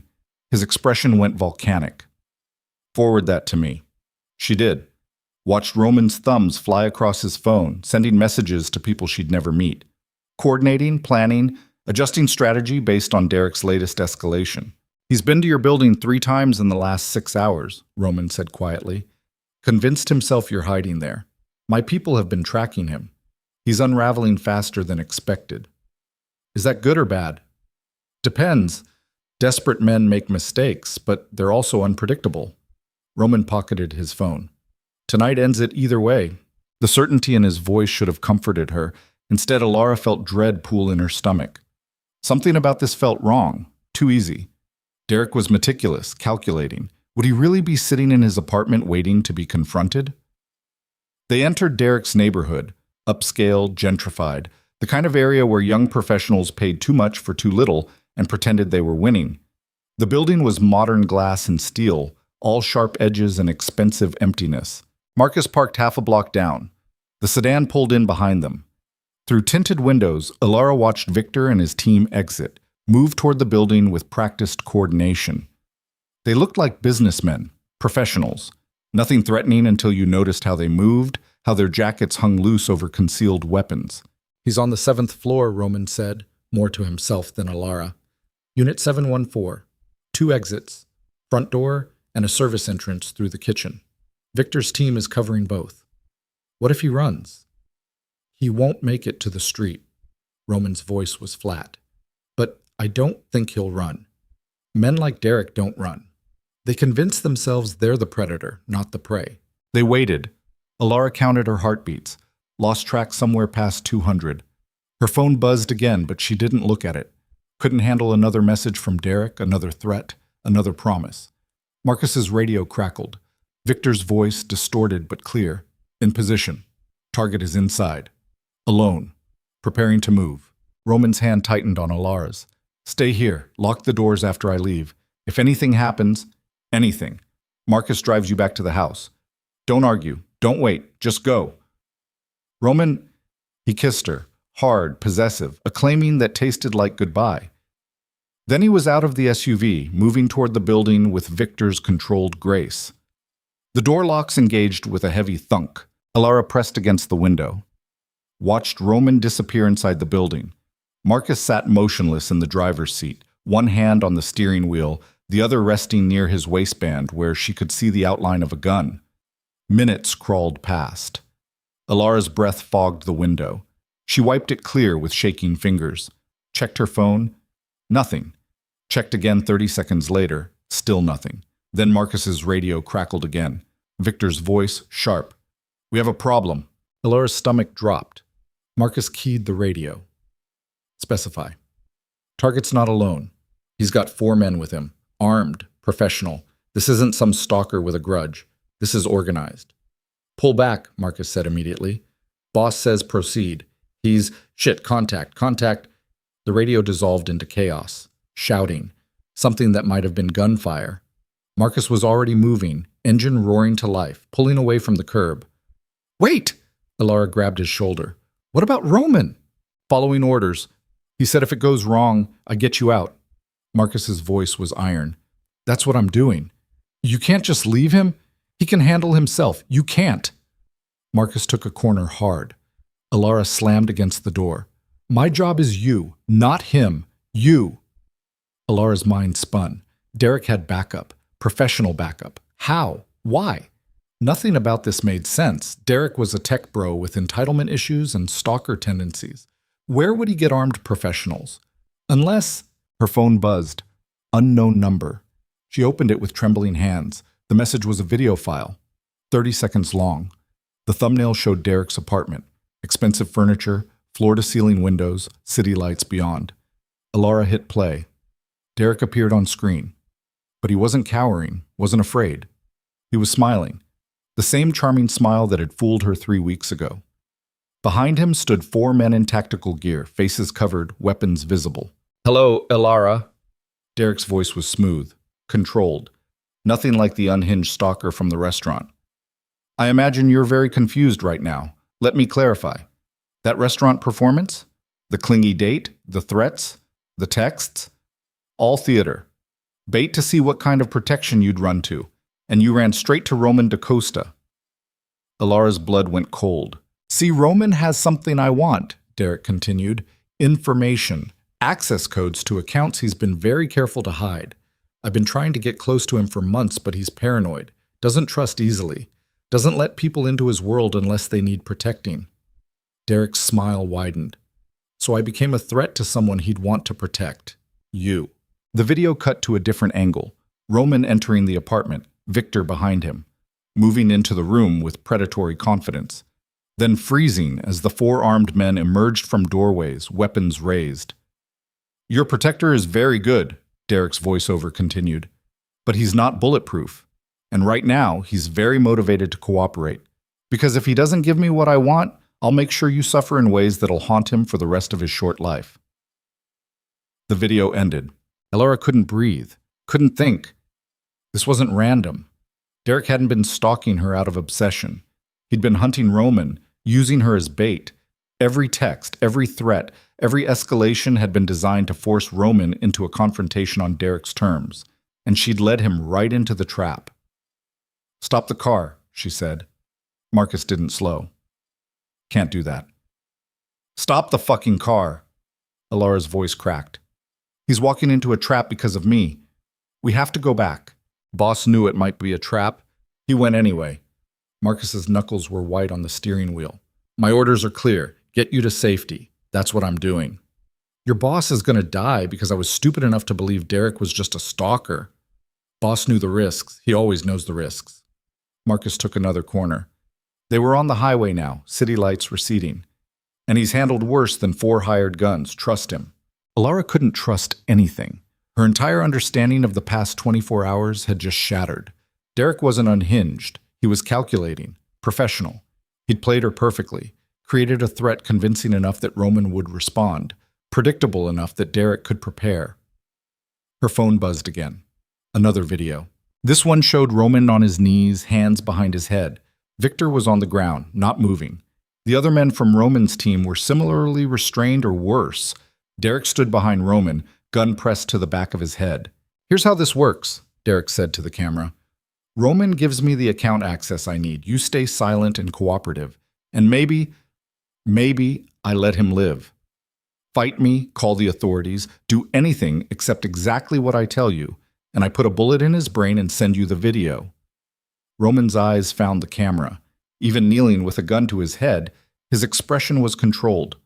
Furious, but controlled. He mouthed something. Elara rewound, watched again. "Don't." 2 letters. 1 word. A command from a man who still thought he could protect her even from his knees. "You have 12 hours, Derek continued. "Meet me where I tell you. Bring the documentation Roman's going to provide. Do this and he lives.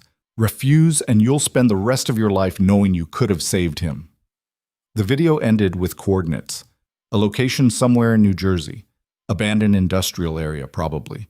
Somewhere Derek could control every variable. Marcus's radio crackled. A different voice, older, rougher. "Marcus, sit rep. En route to the safe house with the package. What's your status?" "Compromised. 4 hostiles. They've got Roman and Victor. Casualties on our side." The voice remained professional despite delivering catastrophic news. "Orders are to complete extraction. Do not return. Repeat, do not return." "Copy that." Elara grabbed the radio from Marcus's hand. "Tell them to hold position. Tell them we're coming back." "Miss, I can't. Derek wants me." "That's the whole point. Roman's just leverage to force my cooperation." Her voice steadied as the shock gave way to cold calculation. "So give Derek what he wants. Me. In exchange for Roman." "That's suicide." "No, that's negotiation." Elara's mind raced. "Derek's not a killer, he's a thief. He wants Roman's information, not his death. Murder complicates things. But if I show up willingly with whatever documentation Derek needs, he gets what he wants without the mess." Marcus's expression suggested he thought she was insane. "You don't know what you're offering." "Yes, I do." Elara's hands had stopped shaking. Funny how clarity felt like ice in her veins. "I'm offering myself in trade. My cooperation for Roman's life. Derek's pragmatic. He'll take the deal." "And then what? You think he just lets you walk away?" "I think he gets what he wants and disappears. That's how professionals work, right? Complete the job. Minimize complications. Leave no witnesses who can't be managed." She met Marcus's eyes in the rearview mirror. "But if we run, Derek kills Roman to make a point. Then he hunts me anyway because I'm a loose end. This way, at least Roman lives." Marcus's jaw clenched. He was weighing options, calculating odds, probably thinking about Roman's orders versus the tactical reality. Finally, he keyed the radio. "Patch me to the boss." Static. Then Roman's voice, strained but recognizable. "Marcus, you better be halfway to the house." "Sir, the package wants to negotiate." "Negative. Get her out of the city. That's an order." Elara grabbed the radio again. "Roman, listen to me. Derek doesn't want me dead. He wants cooperation. Let me give it to him." "Absolutely fucking not." Roman's control cracked. "You stay away from this. You let Marcus handle extraction. I led you into this trap." Elara's voice broke. "Derek played me and I didn't see it, and now you're on your knees because I was too stupid to recognize I was bait. So let me fix it." "This isn't your fault." "Yes, it is. And I can't live knowing you died because I couldn't see past my own fear." Tears stung her eyes. "Please, let me do this. Let me save you for once." Silence. Long enough that Elara thought the connection had dropped. Then Roman spoke, his voice barely above a whisper. "If you do this, he owns you. Forever. You understand that?" "I understand. And if I survive, if we both survive, you're still mine. This doesn't change that. It deepens it." Roman's voice hardened. "You save me. I'm bound to you in ways you can't imagine. Ways that won't let either of us walk away clean." "I don't want to walk away clean," Elara said. "I want you alive." Another pause, then a sound that might have been a laugh or a sob. "You're going to get us both killed." "Maybe. But at least we'll go down fighting instead of running." She waited. "Tell me where to meet him. Tell me what he wants. I'll bring it." Roman exhaled slowly. When he spoke again, his voice carried the weight of a man surrendering to inevitability. "Marcus, bring her to the second location. I'll arrange the transfer." "Sir, that's an order. Keep her safe until the meet. And Marcus?" Roman's voice dropped to something lethal. "If this goes wrong, you make sure Derek doesn't leave that building breathing. Clear?" Crystal, sir. The radio went dead. Marcus turned the SUV around, started driving back toward the city. His expression suggested he thought they were all insane, but he'd follow orders anyway. Elara's phone buzzed one more time. Derek, I knew you'd see reason. Smart girl. The meet is at 3 a.m., Pier 17. Come alone. Bring the documentation Roman will provide. Do this right, and everyone walks away. She typed back, I'll be there.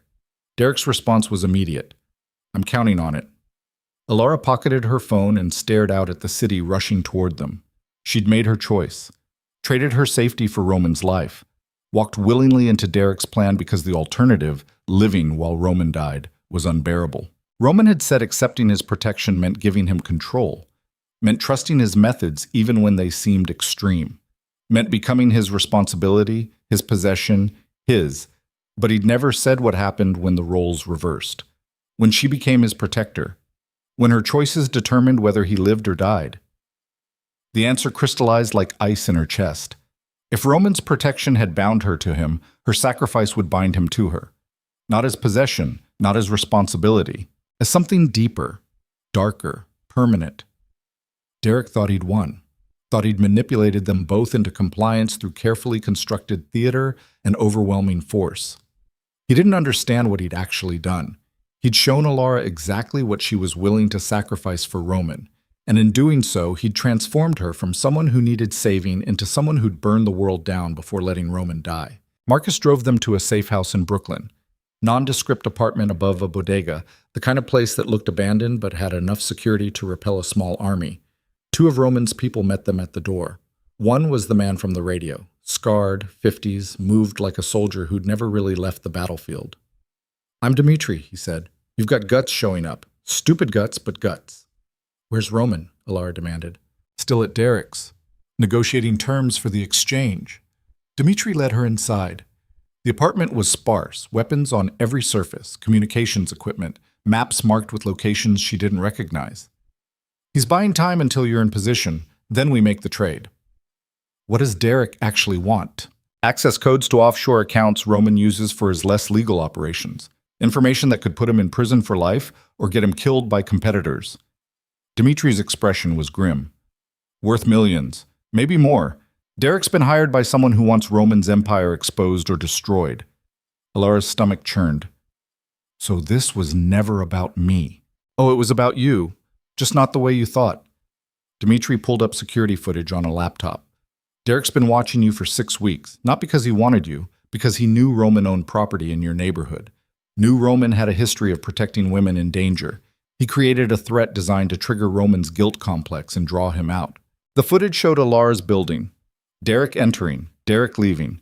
Derek sitting in a car across the street, watching her windows. All of it staged. All of it calculated to create the illusion of escalating obsession. He's good, Dimitri admitted. Professional. Probably ex-military or intelligence. Hired by someone with resources and a grudge against Roman. We're working on finding out who. Does it matter? Elara couldn't look away from the footage of Derek watching her windows. Roman's already caught. The damage is done. It matters because once we know who hired Derek, we know what they're really after. Dimitri closed the laptop. But right now, the priority is getting Roman out alive, which means you walking into Derek's trap and hoping he's professional enough to honor the deal. And if he's not, Dimitri's smile was cold. Then we have contingencies. The hours until 3 a.m. crawled past.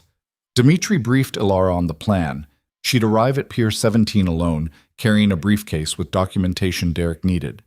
The exchange would happen in the open where Roman's people could provide overwatch from surrounding buildings. If Derek honored the deal, Roman would be released and Elara would hand over the briefcase. If he doesn't, you hit the ground and we light up everything within 50 yards, Dimitri said bluntly. You'll be in the crossfire, but it's better than letting Derek take you. Comforting, Elara muttered. Not trying to comfort you, trying to keep you alive. Dimitri checked his watch. 2 hours. Get some rest. You'll need it. Elara couldn't rest.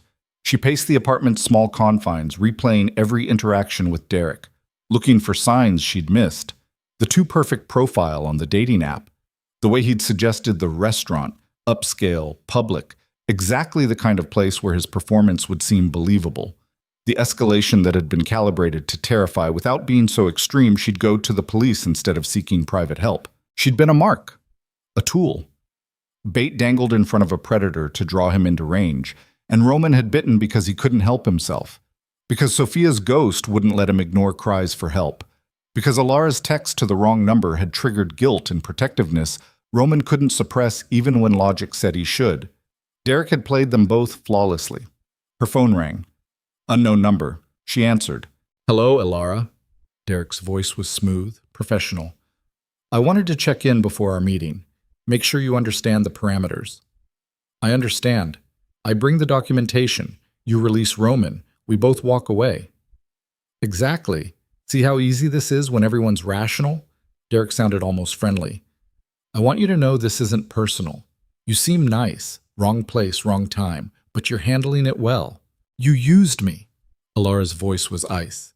"Created an entire fiction to manipulate me into leading Roman into your trap." "I created an opportunity. You chose how to respond." Derek's tone suggested he genuinely believed this. Could have gone to the police, could have handled Derek the stalker through legal channels, but you texted a stranger for help instead. That choice cascaded into everything that followed. "You're blaming me for your manipulation?" "I'm crediting you with agency. You made choices. They had consequences. Now we're all dealing with them." Derek paused. "Pier 17, 3 a.m. Don't be late. And Elara, come alone. I see any of Roman's people within 100 yards, the deal's off, and he dies." The line went dead. Elara stared at her phone. Derek wasn't just professional, he was a sociopath. He'd engineered this entire scenario and somehow convinced himself it was all just business. No malice, no guilt, just tactical decisions and acceptable casualties. "He's lying," Dmitri said from the doorway, "about coming alone. He'll have his own people in position, probably won't honor the deal even if you deliver." "I know. So why go?" Elara met his eyes. "Because there's a chance he will honor it. And that chance, however small, is worth more than Roman's life to me." Dmitri studied her for a long moment, then nodded slowly. "Boss chose well. You're tougher than you look." "I'm terrified." Tough and terrified aren't mutually exclusive. He handed her a small device. Looked like a button, felt like plastic. "Panic trigger. You press it, every asset we have converges on your location within 90 seconds. Use it if things go wrong." Elara pocketed the device. "What if 90 seconds isn't fast enough? Then you do what you have to do to survive that long." Dmitri's expression was grim. "And you remember that Roman would burn this entire city down to get you back. So staying alive isn't just about you. It's about not giving him a reason to become something worse than he already is." The weight of that settled over Elara like a shroud. She'd thought Roman's protection was about control, about possession. But Dmitri's words suggested something darker, that Roman's feelings, whatever they were, ran deep enough to be dangerous if she died, that her survival was the only thing keeping his worst impulses in check. She'd become his anchor, his reason for restraint, and if Derek killed her, there'd be nothing holding Roman back from whatever darkness lived beneath his controlled surface. At 2:30 a.m., Marcus drove her to Pier 17. The city was empty at this hour, just streetlights and shadows and the occasional taxi.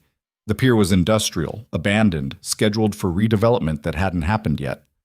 Perfect for a clandestine exchange. Marcus parked 3 blocks away, handed her the briefcase. Documentation's inside. Codes, account numbers, everything Derek asked for. All of it fake, but good enough to pass initial inspection. "Fake?" Elara stared at him. "If he figures that out..." "He won't. Not immediately. And by the time he does, you and Roman will be long gone." Marcus's expression was stone. "Boss's orders. Give Derek what he wants, but make sure it's worthless. That'll just make him angrier later. Later we'll be ready for him. Right now, we're improvising." Marcus checked his watch. "You've got 20 minutes. Our people are in position on surrounding rooftops.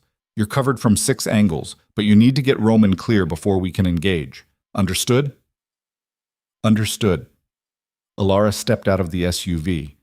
The briefcase felt like it weighed 1,000 pounds. She started walking toward the pier, each step taking her closer to whatever ending Derek had planned. The pier stretched out over dark water. Streetlights created pools of sickly yellow light that didn't quite reach the edges. Elara heard water lapping against pylons, heard her own heartbeat thundering in her ears. Derek stood at the pier's end, alone, visible, hands in his pockets like this was a casual meeting. Behind him, the city's lights reflected off black water. Elara walked forward, stopped 20 feet away. "You came," Derek said. "I'm impressed. Most people would have run. Most people aren't responsible for getting someone they care about captured." "Care about?" Derek smiled. "Interesting. You've known Roman, 36 hours? And you're already willing to die for him?" "I'm willing to trade myself for him. That's different." "Not really. You walk into my custody, your life expectancy drops to whatever usefulness I assign you." Derek's smile widened. "But I appreciate the sentiment.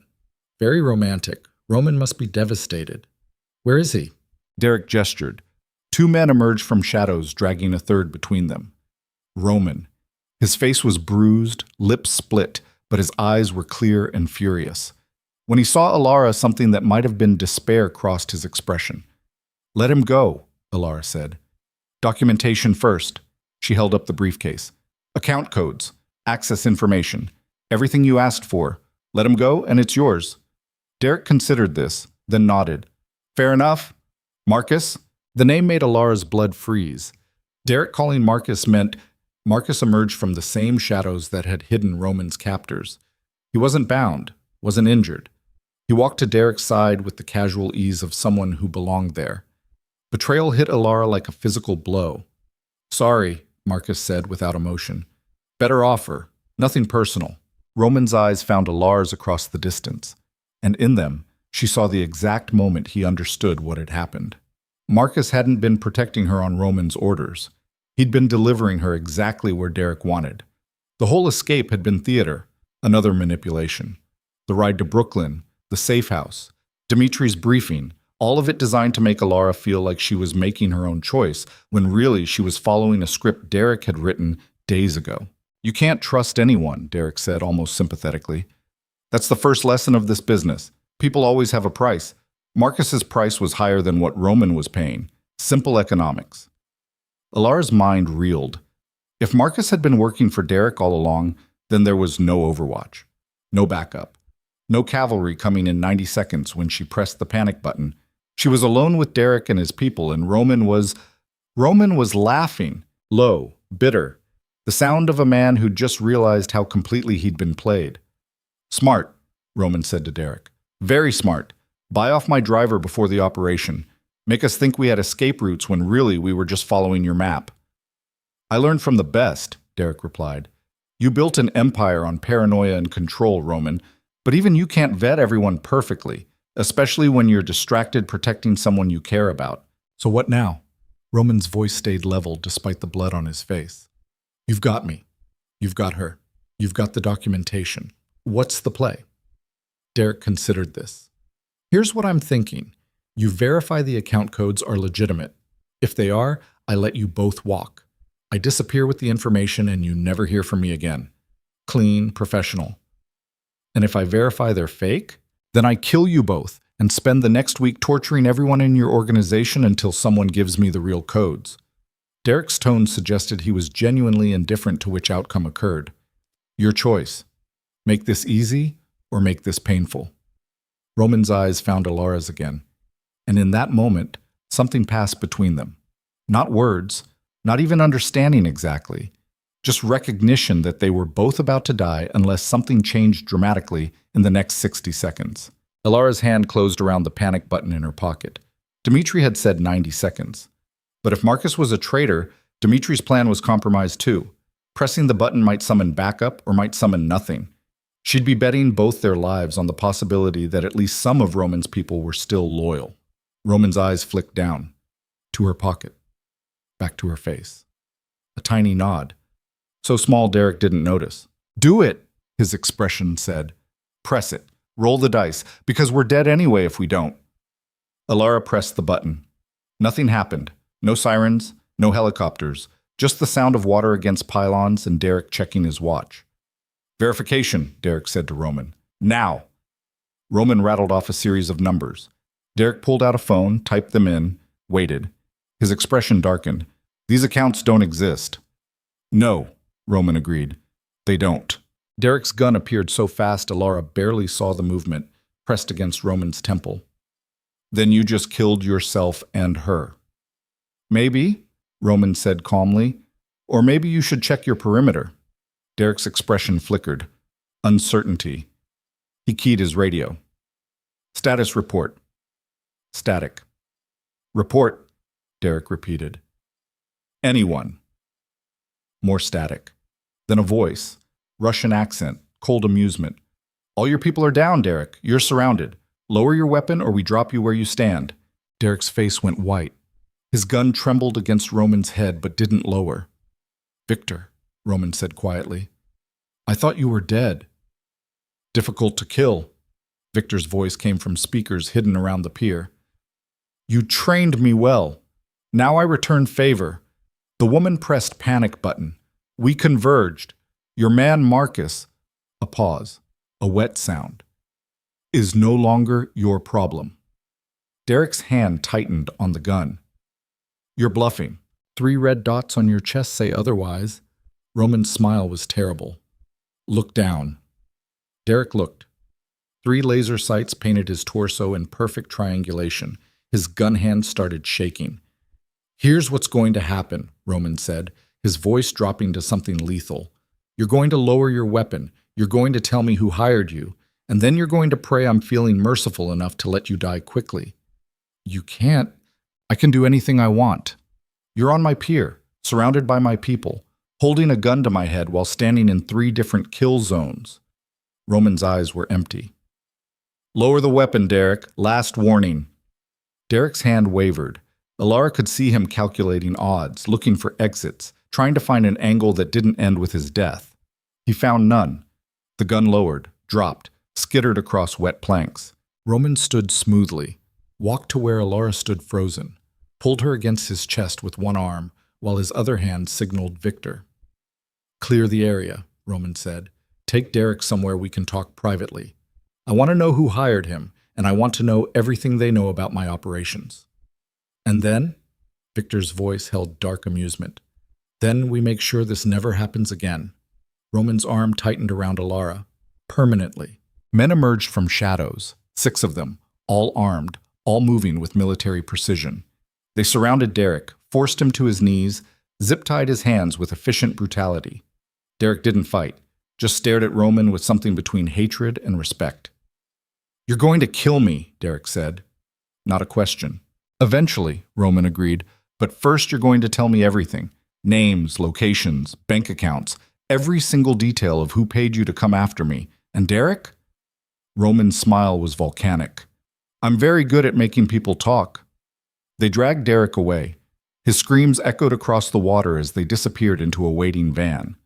Elara watched it drive away and tried not to think about what Roman meant by making people talk. Then they were alone. Just Roman and Elara and the sound of water and the city's distant hum. Are you hurt? Roman's hands framed her face, tilting it up so he could examine her for injuries. No. You? I'll live. His thumb traced her cheekbone. You shouldn't have come. You would have died. Maybe. But you'd have been safe. Roman's expression cracked. You were supposed to stay hidden. Supposed to let me handle this. Instead, you walked into a trap trying to save me. You walked into a trap trying to save me first, Elara countered. This is your fault as much as mine. Roman laughed. It sounded broken. Fair point. They stood there, breathing, alive against odds that should have killed them both. Elara's legs started shaking, adrenaline draining away, leaving exhaustion and shock in its wake. I need to sit down, she whispered. Roman guided her to a bench bolted to the pier, sat beside her, put his arm around her shoulders, and pulled her against his side.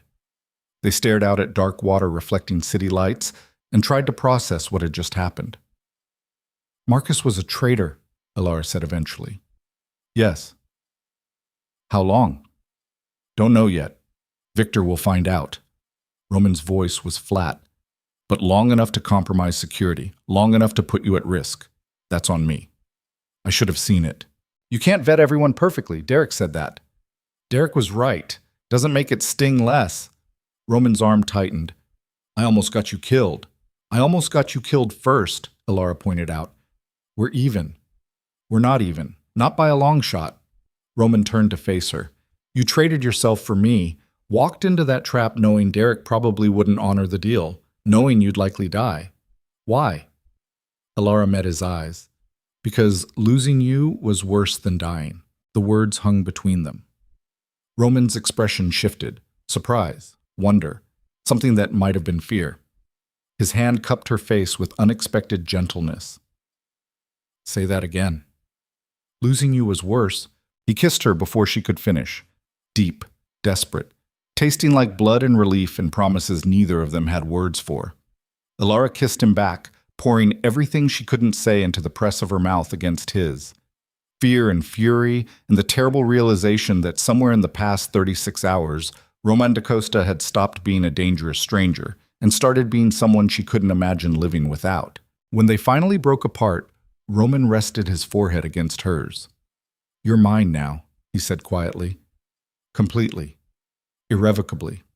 No going back. I know. And I'm yours. Every dark corner, every violent impulse, every fucked up coping mechanism I've built since Sophia died. His hands trembled against her face. You saved me tonight. That means I'm bound to you in ways that don't end. Ever. You understand that? Yes. This isn't a romance, Elara. It's an obsession, a claiming. I will kill anyone who threatens you. I will burn down your life and rebuild it around my protection. I will be possessive and controlling, and I won't apologize for it because keeping you alive is worth more than your autonomy. I know. And you're still saying yes? Elara's hands found his, laced their fingers together. I'm saying yes to all of it. The darkness, the control, the obsession. Because you're right, this isn't a romance. It's something deeper, something that doesn't fit in normal categories. And I don't care. I just care that you're alive and I'm alive and Derek didn't win. Roman exhaled slowly. He didn't win, but he came close. How close? Close enough that I'm never letting you out of my sight again. Roman's voice hardened. No more separate wings, no more privacy.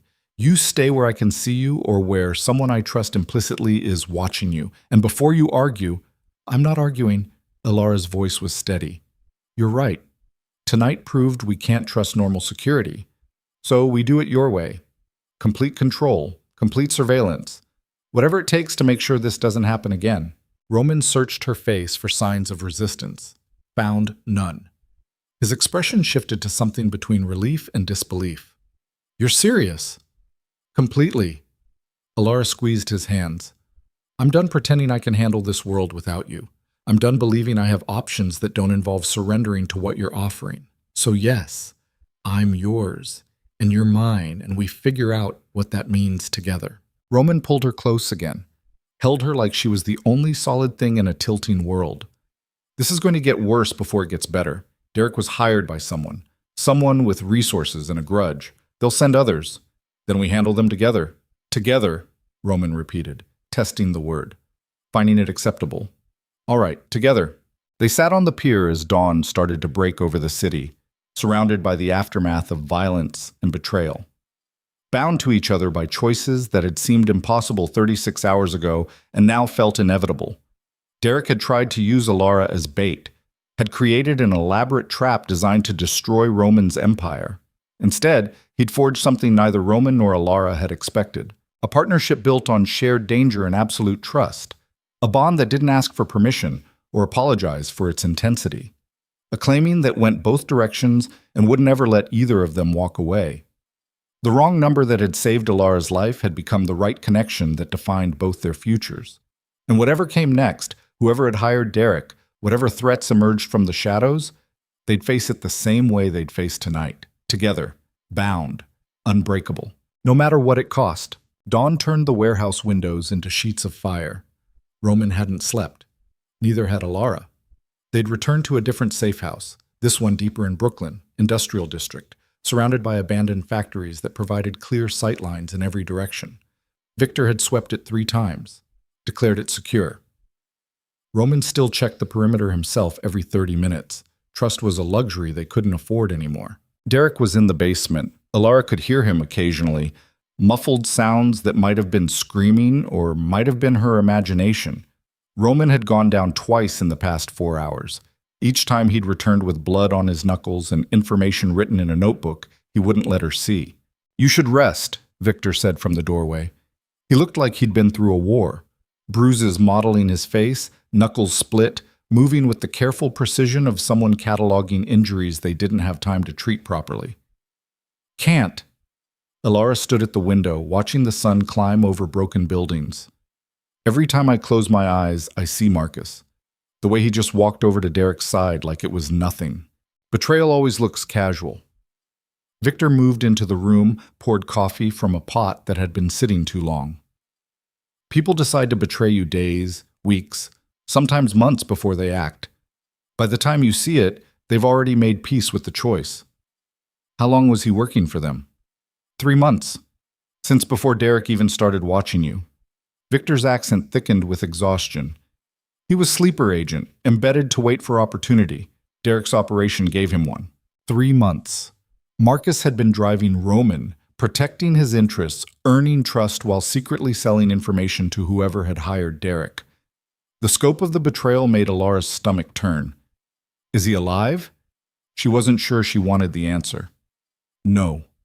Victor's voice carried no emotion. He died badly, but he talked first. That's what matters. What did he say? Ask Roman. Not my information to share. Victor set down his coffee. But you should know. What's coming next is worse than Derek, much worse.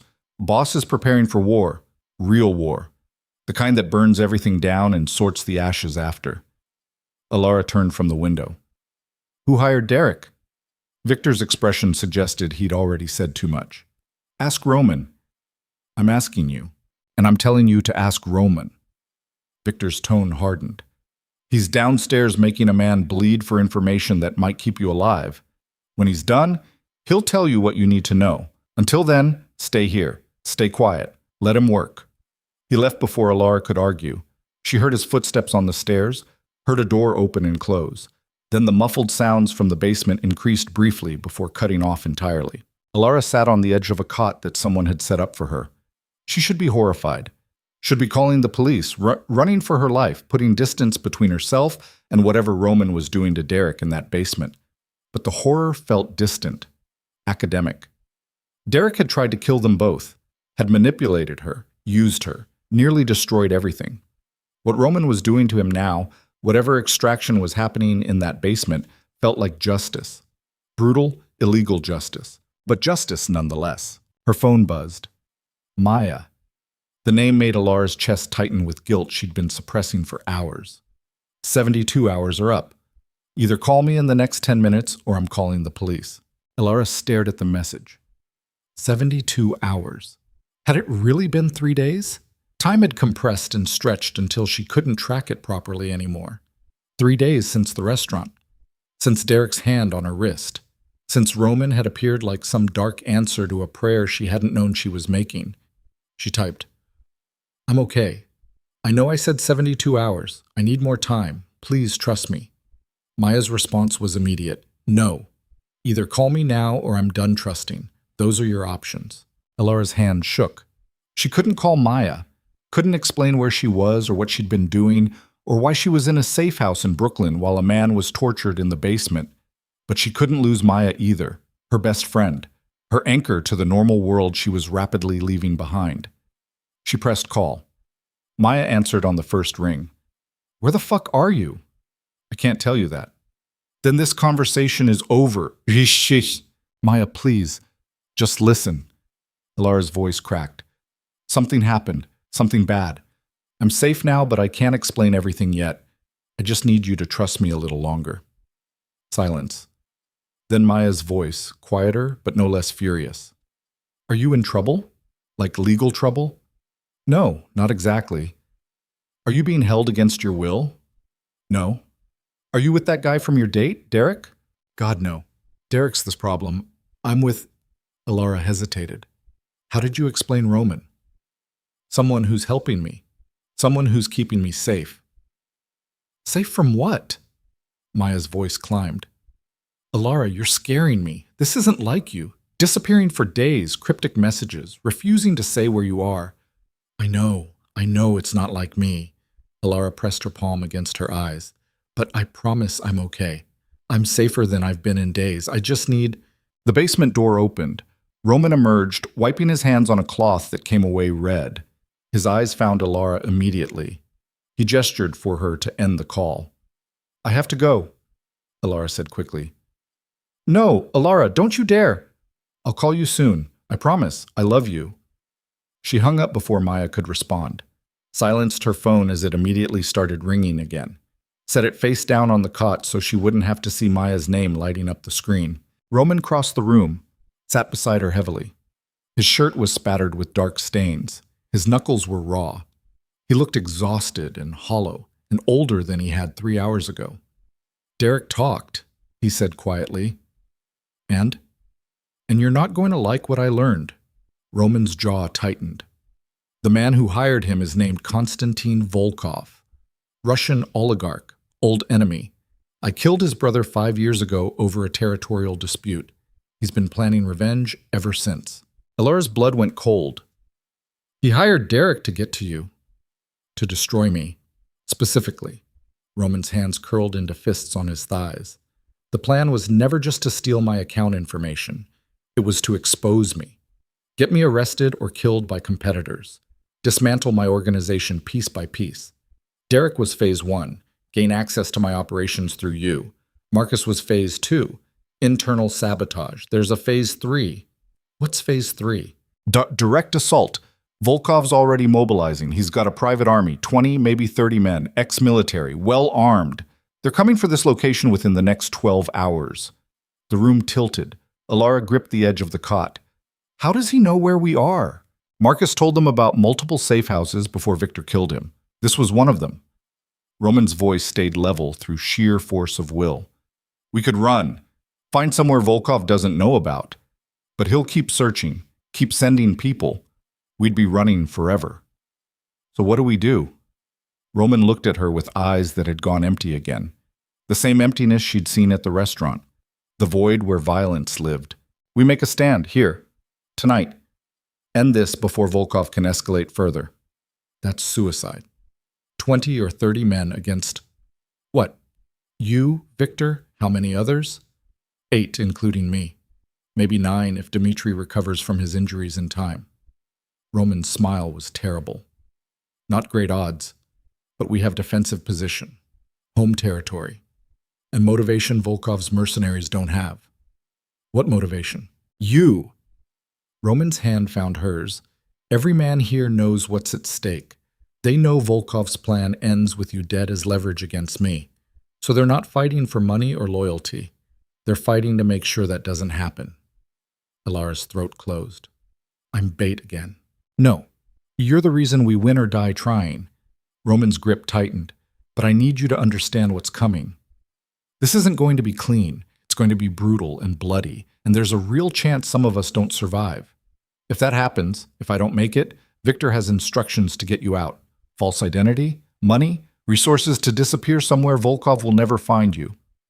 I'm not running if you die. Yes, you are. Roman's voice turned to iron. Because if I die stopping Volkov, I die knowing you survived. But if you die too, then it was all for nothing. So you follow Victor's instructions. You disappear. You live.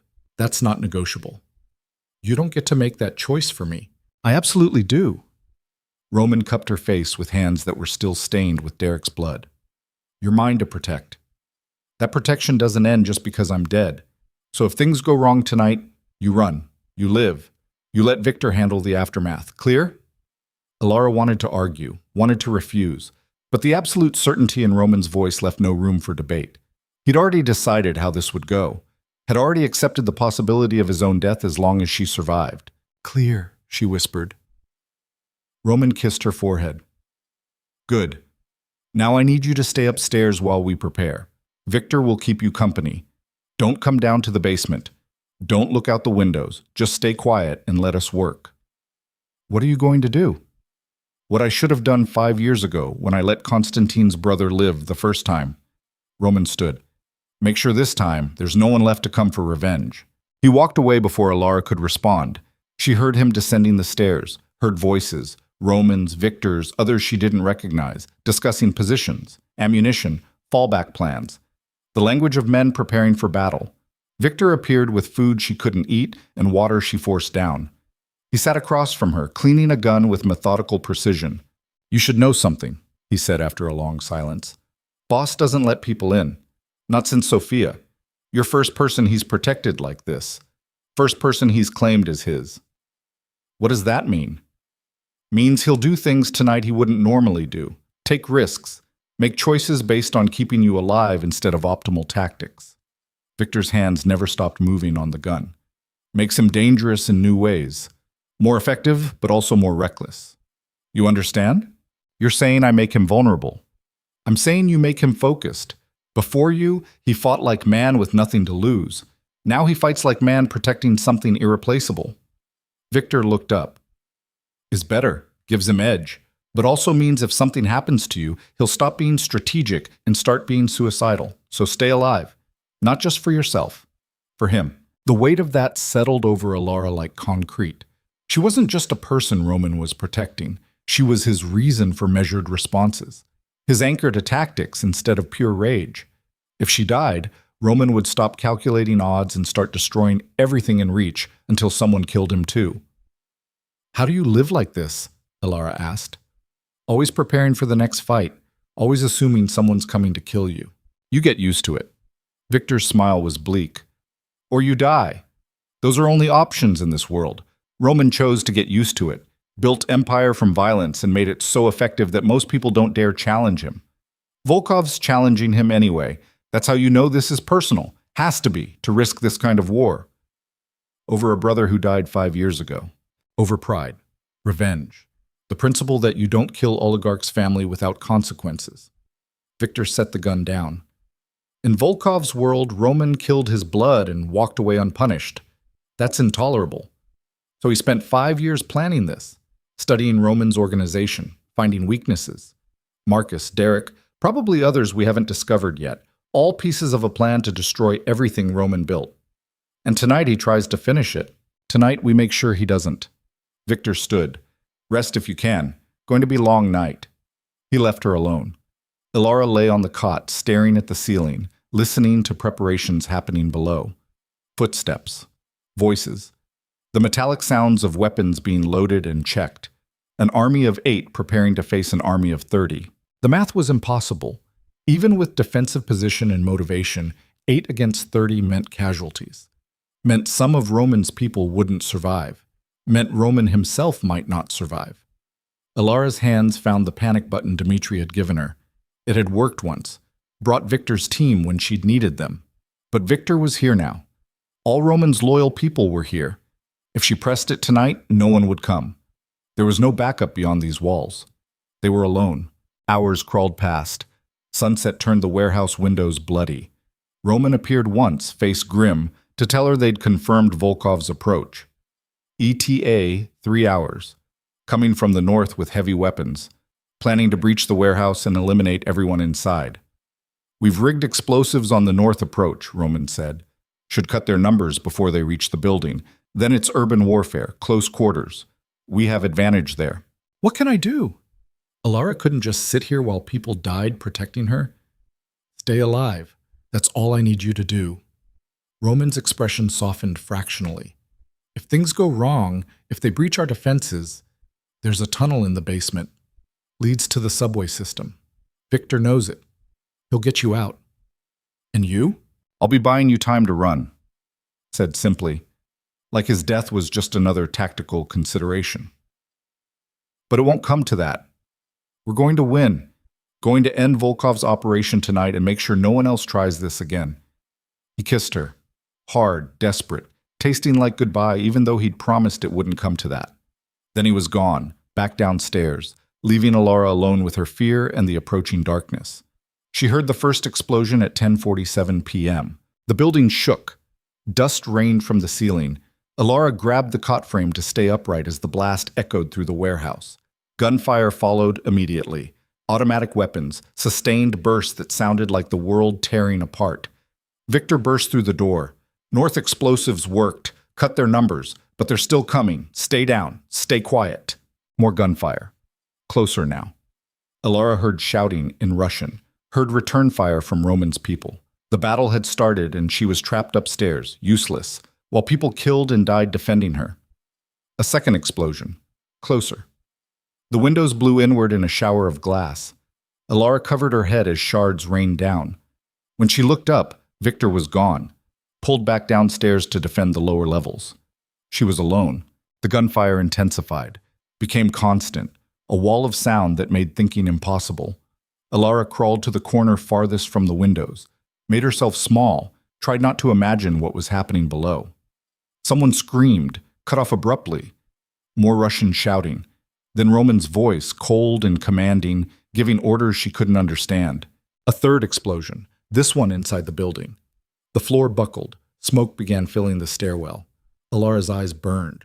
She pulled her shirt over her mouth and nose, breathing through fabric, trying to filter the worst of it. Footsteps on the stairs. Heavy. Multiple people. Elara's heart stopped. She grabbed the only weapon she could find, a piece of rebar from the corner, and pressed herself against the wall. The door exploded inward. Two men in tactical gear stormed through. Not Roman's people. Volkov's. They swept the room with weapons raised, searching. One of them saw her. "Target acquired," he said into his radio. Russian accent, cold professionalism. Elara swung the rebar with everything she had, caught him across the temple. He went down hard. The second man turned his weapon toward her.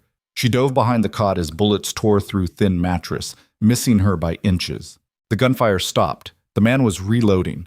Elara grabbed the first man's dropped weapon. She'd never held a gun before. Didn't know how to use it properly, just pointed it in the general direction of the second man and pulled the trigger. Nothing happened. Safety still on. She didn't know where the safety was. The second man finished reloading, raised his weapon, smiled beneath his tactical mask. Victor appeared behind him. One knife thrust, precise. The man dropped without a sound. "You okay?" Victor pulled her to her feet. "I don't know." Elara's hands wouldn't stop shaking. "I hit one of them. Is he dead or close enough?" Victor checked the first man's pulse. "Good hit, but we need to move. They've breached the second floor. Roman's holding them at the stairs, but there's too many. We're falling back to the basement. Tunnel route." "What about Roman?" "He's covering our retreat." Victor's expression was grim. Doing what he does best, buying time with bodies. More gunfire erupted below. Continuous, desperate, the sound of a fighting retreat. Victor grabbed Elara's arm and pulled her toward the stairs. They descended through smoke so thick she could barely see. Bodies littered the second-floor landing, Volkov's people and two of Roman's. She tried not to look at faces, tried not to see the blood painting the walls. The basement was chaos. Roman stood at the top of the interior stairs, firing controlled bursts at shapes moving through the smoke. His shirt was torn. Blood ran from a gash on his arm. But his expression was absolutely focused, calm in the center of catastrophe. "Go," he shouted without looking back. "Victor, get her out, now." "You're coming with us," Elara started. "I'm holding this position until you're clear, then I'll follow." Roman's voice allowed no argument. "Move. That's an order." Victor pulled her toward the back of the basement, a hidden panel, the tunnel entrance, dark and narrow and smelling of old water. Elara balked. "I'm not leaving him." "You don't have a choice." Victor shoved her toward the tunnel. "Boss dies if he knows you're still in the building. He'll stop being tactical and start being suicidal. So you go. You let him think you're safe. That's how you save him." The logic was brutal and undeniable. Elara looked back at Roman, saw him drop an empty magazine, reload with practiced speed, continue firing. He was magnificent and terrifying and completely focused on keeping the entrance clear. "Go," Roman said again. "Please, Elara, go." She went. Let Victor guide her into darkness. The tunnel was tight, wet, claustrophobic. They moved through it at a half run, Elara's hand scraping against rough walls, Victor's flashlight providing the only illumination. Behind them, the gunfire continued, then an explosion. Massive. The tunnel shook. Debris fell from the ceiling. Elara stumbled. Victor caught her.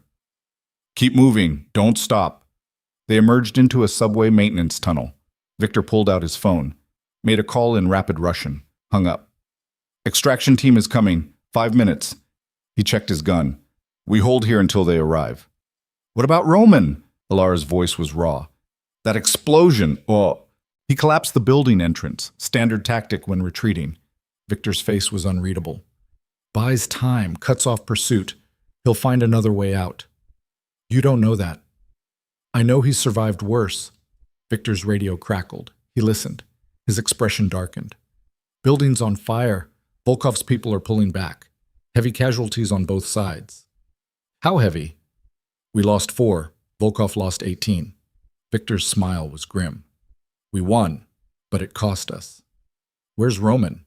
Static on the radio. Then a voice, ragged, coughing, that Elara recognized. Victor, status. Package is secure. We're at extraction point Alpha. What's your position?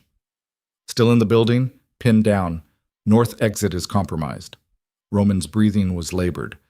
Volkov's retreating, but he left a rear guard. 6 men between me and the exits. Can you make it to the tunnel? Negative. They've got it covered. More coughing. I need a distraction, something to pull them off the tunnels. Victor's jaw clenched. I can double back. Create noise at the east entrance. No, you stay with Elara, keep her safe. Roman's voice turned harder. That's your priority. I'll figure something out. Boss, that's an order, Victor. The radio went dead. Elara grabbed Victor's arm. We have to go back. We can't leave him trapped. Orders are orders. But Victor's expression showed he was wavering. He said, keep you safe. He also said he'd follow us out. He can't do that if he's pinned down by 6 men. Elara's mind raced. You said we won, that Volkov's retreating, so his rear guard isn't expecting a counterattack. If we hit them from behind, we? Victor stared at her. You've never been in combat. You don't know how to shoot. You'd be liability. Then teach me fast. Elara pulled the gun she'd taken from Volkov's man upstairs. Show me how the safety works, how to aim, basic stuff. Then we go back and we get Roman out of there before that building collapses on him. Victor studied her for a long moment. The sounds of the burning warehouse echoed through the tunnel, distant crashes as structures failed, the roar of flames consuming everything. You understand if we do this, we might both die, Victor said finally. I understand if we don't, Roman definitely dies. Victor's smile was brief and savage. Boss chose well. All right, give me the gun. I'll show you basics, but you follow my lead exactly. Don't improvise, don't be hero. Just cover my 6 and shoot anyone who's not Roman or me. Clear? Clear. He took the gun, showed her the safety, the trigger discipline, how to sight down the barrel without closing one eye, like in movies. It took 3 minutes. Not enough time to make her competent, but enough to make her dangerous. Stay behind me, Victor ordered. We go back through the tunnel, come up in the basement. I draw their attention. You flank right and shoot anything that moves. Aim for center mass. Don't try for headshots. Just put bullets in bodies and let the mechanics handle the rest. They move back into the tunnel. Faster now. Elara's hands were steady despite her hammering heart. The terror had burned away, leaving something colder, more focused. Roman was trapped. She'd gotten him trapped by existing, by being bait, by mattering to him enough that he'd walked into Derek's trap and then stood his ground against Volkov's army. Now she'd get him out, or die trying. The tunnel opened back into the basement. Smoke was thicker now. The fire had spread. Elara could hear flames crackling overhead. Victor moved with absolute silence, weapon up, clearing angles like he'd done this 1,000 times. Voices above them, Russian, coordinating, the rear guard searching the building systematically. Victor gestured. 3 men upstairs. 3 more covering the exits. He'd take the stairs. Elara would cover the exit team if they tried to intervene. They moved. Victor went up the stairs like smoke, silent and deadly.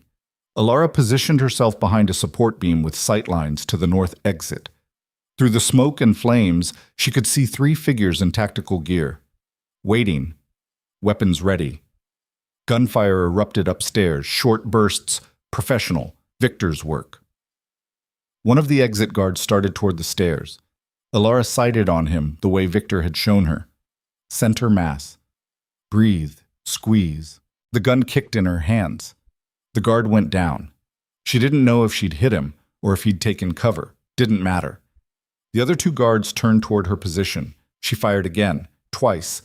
The gun's recoil shocked her, but she held on, kept firing until the magazine was empty. Both guards were down. One wasn't moving. The other was crawling toward cover. Elara's hands shook as she tried to reload, fumbled the magazine, dropped it, reached for her second one. The wounded guard raised his weapon, aimed at her through the smoke. A gunshot. Not from her direction. The guard dropped. Roman emerged from the flames, moving like death itself. Blood soaked his shirt. His face was blackened with soot, but his eyes were clear and absolutely furious. "What the fuck are you doing here?" he demanded. "Saving your stubborn ass." Elara's voice shook. "You're welcome." More gunfire from upstairs. Then silence. Victor appeared, grim and efficient. "3 down. Building's not stable. We need to leave. Now." The warehouse groaned. Something massive crashed elsewhere in the structure. Flames licked through the ceiling, consuming everything they touched. Roman grabbed Elara's hand. "Tunnel! Move!" They ran. All 3 of them. The basement floor buckled as they reached the hidden panel. Victor went first. Elara second. Roman last, pausing only to collapse the entrance behind them. The tunnel had never seemed so long. They ran through darkness, lungs burning, the sounds of the dying warehouse pursuing them. When they finally emerged into the subway maintenance tunnel, the extraction team was waiting. 2 men, nondescript van, professional efficiency. They piled in. The van was moving before the doors closed. Elara collapsed against Roman, feeling his heart hammering against her cheek. He was alive, breathing, covered in blood and soot and barely holding together, but alive. "You disobeyed orders," Roman said roughly. "Yes. You came back into an active combat zone with no training and almost got yourself killed." "Yes. You're the most infuriating, reckless, impossibly brave woman I've ever met." Elara looked up at him. "Is that a compliment?" "It's the truth." Roman's hand cupped her face. "I told you to run, to stay safe, to let me handle it. And I ignored you. Because letting you die wasn't an option." She pressed her palm against his chest, feeling his heart still racing. "You don't get to sacrifice yourself and call it protection. We're in this together, remember?" Roman's expression cracked. The control he'd maintained through hours of combat finally shattered. He pulled her against him and buried his face in her hair. His shoulders shook. She realized with shock that he was crying, silent, wrenching sobs that spoke to terror he'd been suppressing since the moment Volkov's forces had attacked. "I thought I'd lost you," he whispered. "When they breached the building, when you weren't at the extraction point, I thought, I'm here. I'm alive. We both are." Elara held him tighter. "Whatever comes next, we face it together. No more sacrifices. No more solo stands. Together." Roman nodded against her shoulder, drew a shaking breath. When he pulled back, his eyes were red but clear. "Together," he agreed. "But Elara, Volkov's still out there. We heard him tonight. Killed most of his force, but he escaped. And men like him don't forget. Don't forgive. He'll regroup. Send more people. Make this war instead of a single battle. Then we prepare for war."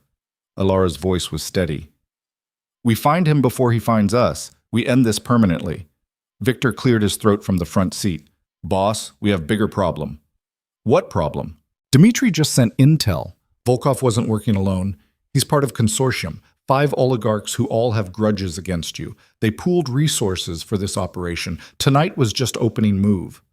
Roman went very still. 5. And now that you've survived first assault and killed 18 of Volkov's men, they'll escalate. All of them. At once. Victor's expression was grim. This isn't going to end with Volkov's death. This is generational war now. The van fell silent. Elara felt Roman's hand tighten around hers, felt the weight of Victor's words settling over them like a shroud. They'd won tonight, survived against impossible odds, proven they could fight together and emerge victorious. But the war was just beginning. And the enemies lining up against them had resources, patience, and grudges that had been festering for years. "Where are we going?" Elara asked quietly. "Somewhere we can regroup," Roman said. "Plan our next move. Figure out who these 5 are. and how to dismantle them before they coordinate another assault. How long do we have? Days. Maybe a week if we're lucky. Roman's jaw set. But they'll come. All of them.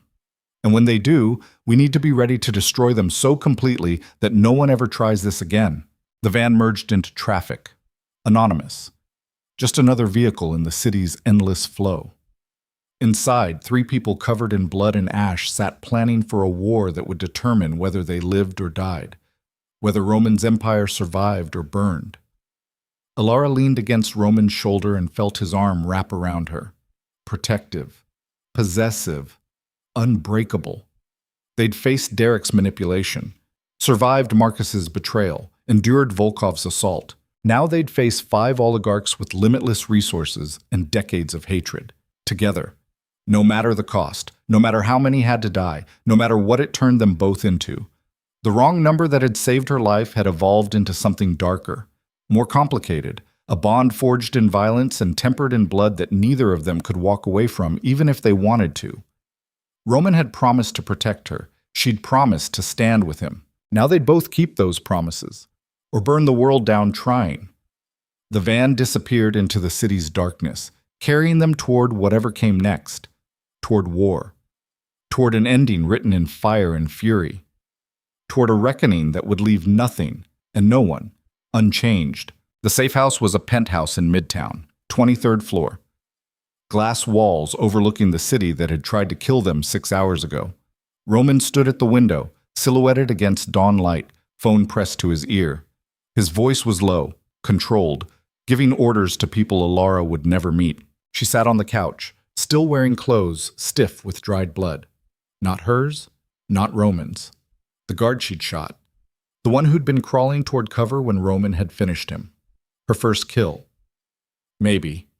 She didn't know if her bullets had been fatal or if Roman's final shot had done the work. Didn't want to know.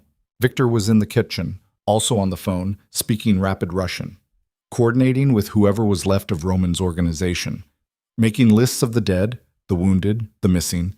4 confirmed killed in the warehouse, 2 more unaccounted for. Against Volkov's 18 dead and unknown wounded. A victory, if you measured victories in body counts. Roman ended his call. Turned from the window. His face was haggard, older, marked by smoke and exhaustion, and something that looked like defeat despite their survival. Dmitri confirmed the names, he said. 5 oligarchs. Volkov's the smallest player. The others have more resources, more reach. If they coordinate properly, we can't win a prolonged fight. Elara's throat was dry. So, what do we do? We hit them first, before they expect it, before they can organize a united response. Roman crossed to the bar, poured vodka he didn't drink.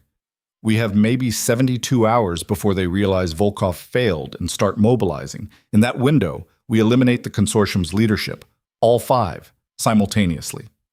That's impossible. It's the only play we have. Roman finally drank, grimaced. 5 targets across 3 countries. We'd need perfect intelligence, flawless execution, and luck we don't deserve. But if we pull it off, we decapitate their organization before it can strangle us. Victor entered from the kitchen. I've got teams willing to deploy. But boss, we're down to 16 operational personnel. 5 simultaneous hits mean splitting into cells of 3, maybe 4. No backup. No extraction if things go wrong. I know the math. Roman's knuckles were white on the glass. But we don't have choice. They'll come for us with everything they have.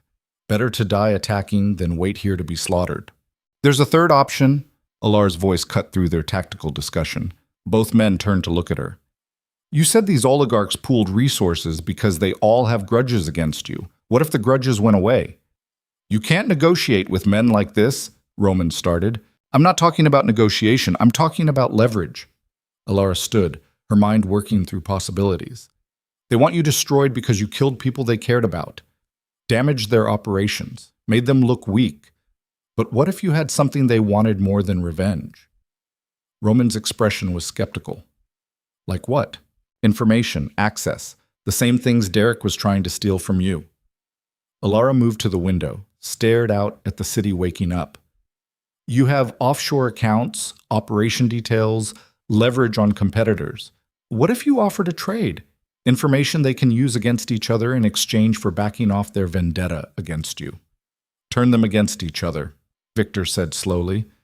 Classical divide and conquer. More than that, give them something so valuable they'd rather betray the consortium than continue pursuing you. Elara turned back to Roman. These are oligarchs. They didn't get rich through loyalty. They got rich through ruthless self-interest. Show them how betraying each other serves that self-interest better than killing you. Roman set down his glass. That's actually possible. Volkov and Kuznetsov have competing interests in Eastern Europe. Feed Kuznetsov intelligence on Volkov's operations. He might decide Volkov's death serves him better than mine. Same with the others. They're allied by common enemy, not genuine friendship. Exactly. Break the alliance before it solidifies. Elara felt momentum building.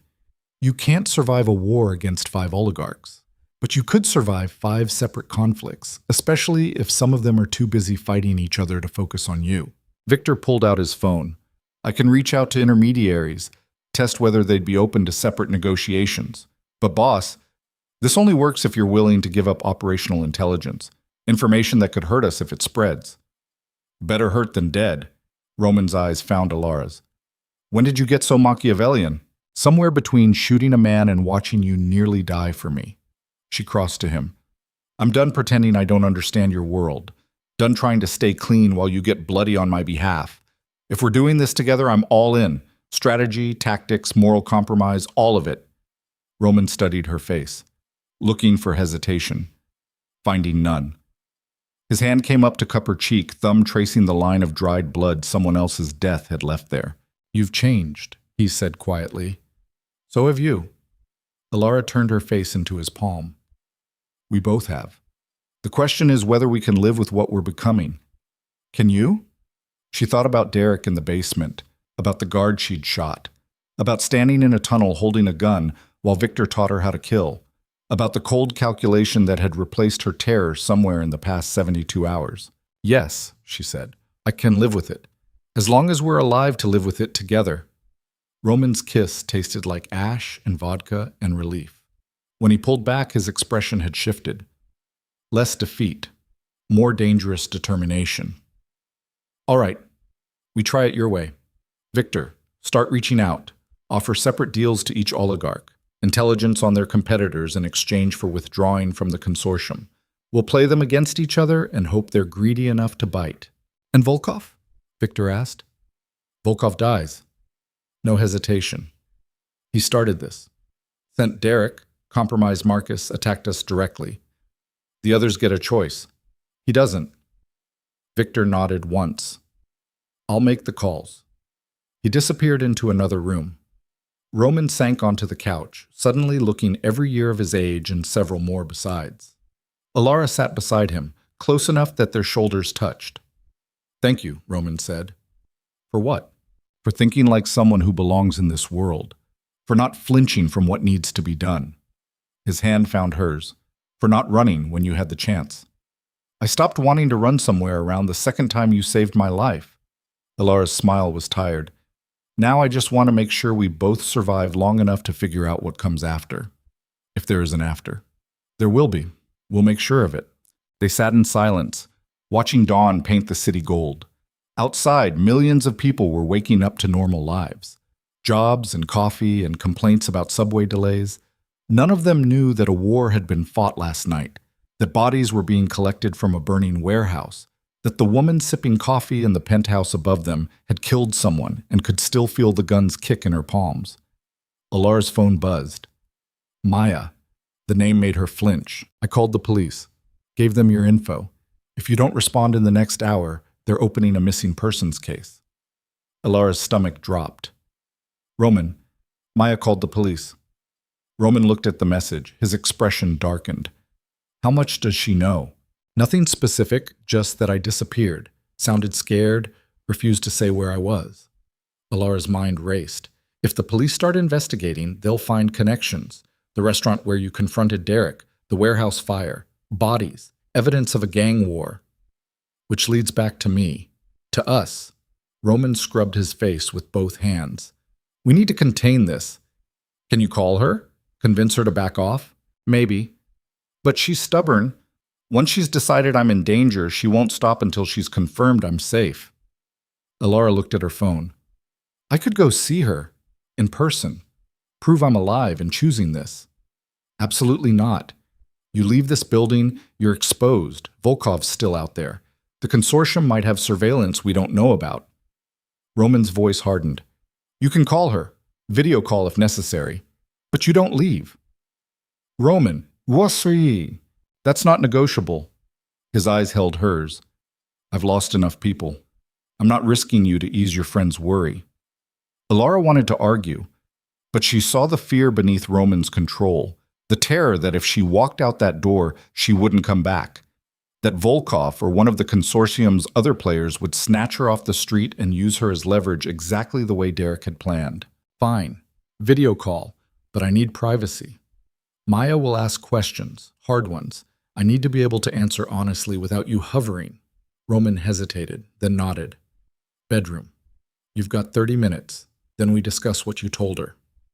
Elara took her phone into the master bedroom, closed the door, sat on the edge of a bed that probably cost more than her annual rent, and called Maya. Maya answered on the first ring. Her face filled the screen, worried, furious, exhausted. Where the fuck are you? Somewhere safe. That's not an answer. Elara, I've been losing my mind. You disappear, send cryptic messages, refuse to say where you are. I thought you were dead or trafficked or... Maya's voice cracked. Just tell me what's happening. I can't. Not all of it. Elara took a breath. But I can tell you this. I'm safe. I'm with someone who's protecting me from a real threat, and I'm choosing to stay because leaving would get me killed. Who's protecting you? That guy from the date? No. Derek's the threat. The man protecting me is... How did she explain Roman? Someone who has resources to keep me alive, but Maya, I need you to trust me. Call off the police. Tell them it was a misunderstanding, that you found me and I'm fine. Maya's expression was steel. Not until you tell me what's actually going on. I can't. Yes, you can. We've been best friends for 8 years. You don't get to shut me out because some man told you to keep secrets. Maya leaned closer to the camera. Who is he? What does he do? Why can't you just go to the police? Elara closed her eyes, opened them, made a choice. His name is Roman. He runs a criminal organization. And I can't go to the police because they can't protect me from the people trying to kill me. Silence. Maya's face went through several emotions. Shock, disbelief, anger. You're with a criminal. I'm with someone who saved my life multiple times, who's fighting a war right now to make sure I survive. Elara's voice steadied. I know how it sounds. I know you think I'm being manipulated or controlled, but Maya, I've seen what these people can do. Derek wasn't just a bad date. He was bait in a trap designed to get Roman killed, and I got caught in the crossfire. Now Roman's the only thing standing between me and people with armies and unlimited resources. So leave. Come stay with me. We'll figure something out. There's nothing to figure out. If I leave Roman's protection, I'm dead within a week, probably less. Elara met her best friend's eyes through the screen. I'm not asking you to understand. I'm asking you to trust me. Call off the police. Let me handle this my way. And in a few weeks, when things settle, we'll talk. In person. I'll explain everything, but right now, I need you to back off. Maya's jaw clenched. And if I don't, then you'll make things harder for both of us. The police can't help. They'll just expose where I am and make me a target. Elara's voice dropped. Please, Maya, I'm begging you, trust me on this, just a few more weeks. Maya stared at her for a long moment, then exhaled slowly.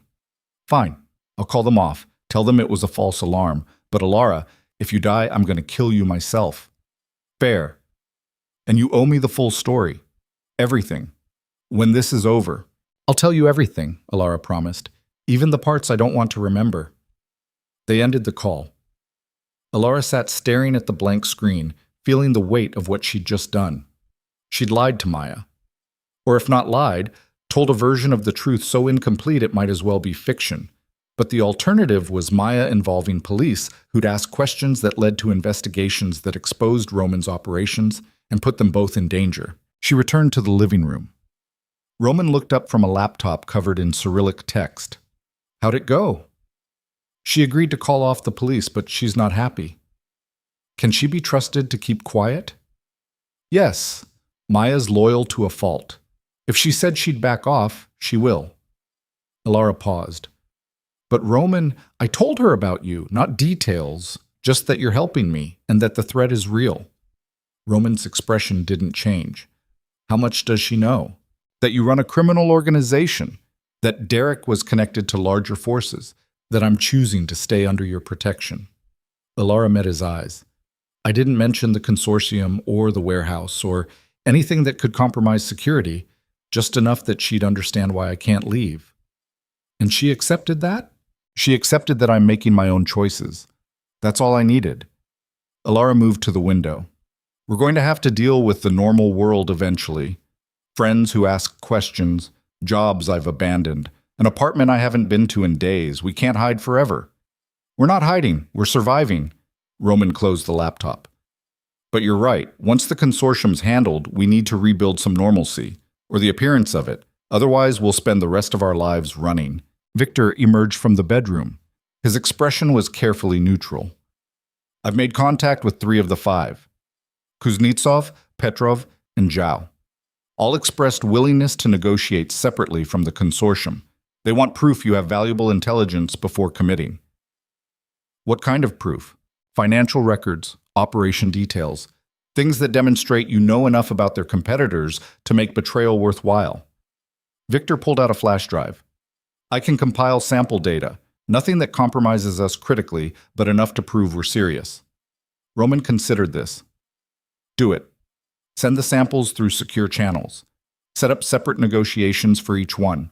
I want them competing against each other for the best deal before they realize they're all being played. And Volkov? Has he responded to any outreach? No, his people aren't taking calls. He's gone to ground after last night. Victor's smile was cold, which means he's vulnerable, isolated, perfect target for elimination. Roman stood. Then we focus resources on finding him. Once he's dead, the consortium loses its most aggressive member. The others will be easier to negotiate with when they see we're willing to kill anyone who doesn't deal. I'll coordinate the hunt. Victor checked his phone. But boss, even if we find him, getting close enough to kill him won't be easy. He'll have security, probably expects retaliation. He should expect it. Doesn't mean he can stop it. Roman's voice went flat. I want every asset we have searching. Financial transactions, property records, security footage. Volkov's somewhere in this city. We find him. We end him. We send a message to the others that cooperation is cheaper than continued hostility. Victor nodded and disappeared again. Roman turned to Elara. You should rest. It's been... He checked his watch. 19 hours since you slept. I can't sleep. Elara's hands were shaking again. Adrenaline finally wearing off, leaving exhaustion and something that felt like delayed shock. Every time I close my eyes, I see the guard. The one I shot. I keep wondering if he's dead, if I killed him, if that makes me a murderer. Roman crossed to her, pulled her against his chest. You're not a murderer. You're a survivor who did what was necessary. There's a difference. Is there? He's still dead. I still pulled the trigger. He was trying to kill you, kill me.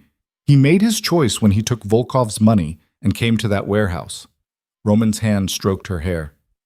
You don't get to feel guilty for refusing to die. That's not how this works.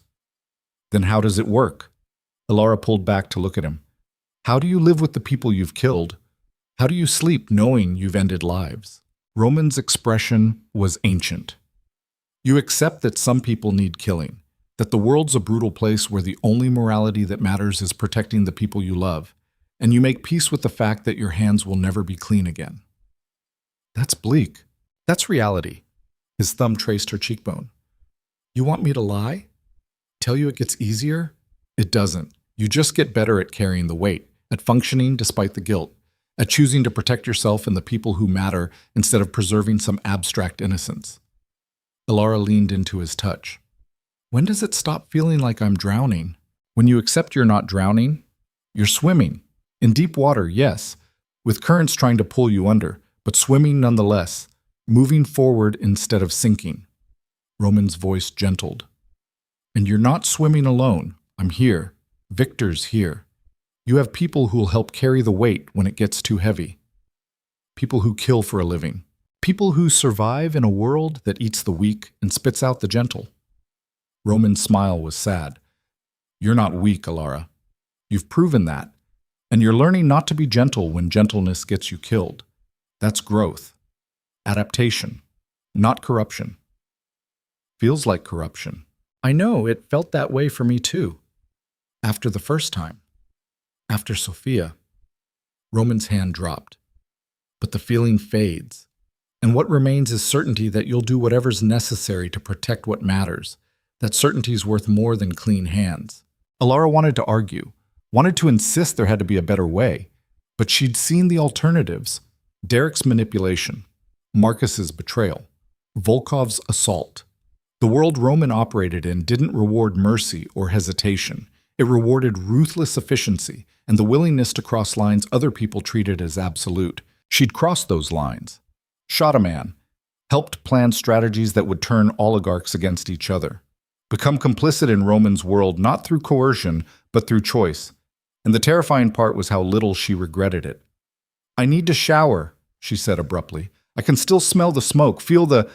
She looked down at her clothes. I need to get clean. Bathroom's through there. I'll have Teresa bring fresh clothes. Roman hesitated. You want company or privacy? The offer was gentle, non-demanding. Elara considered. Privacy would mean being alone with her thoughts. Company would mean facing Roman's presence while she tried to wash away evidence of violence.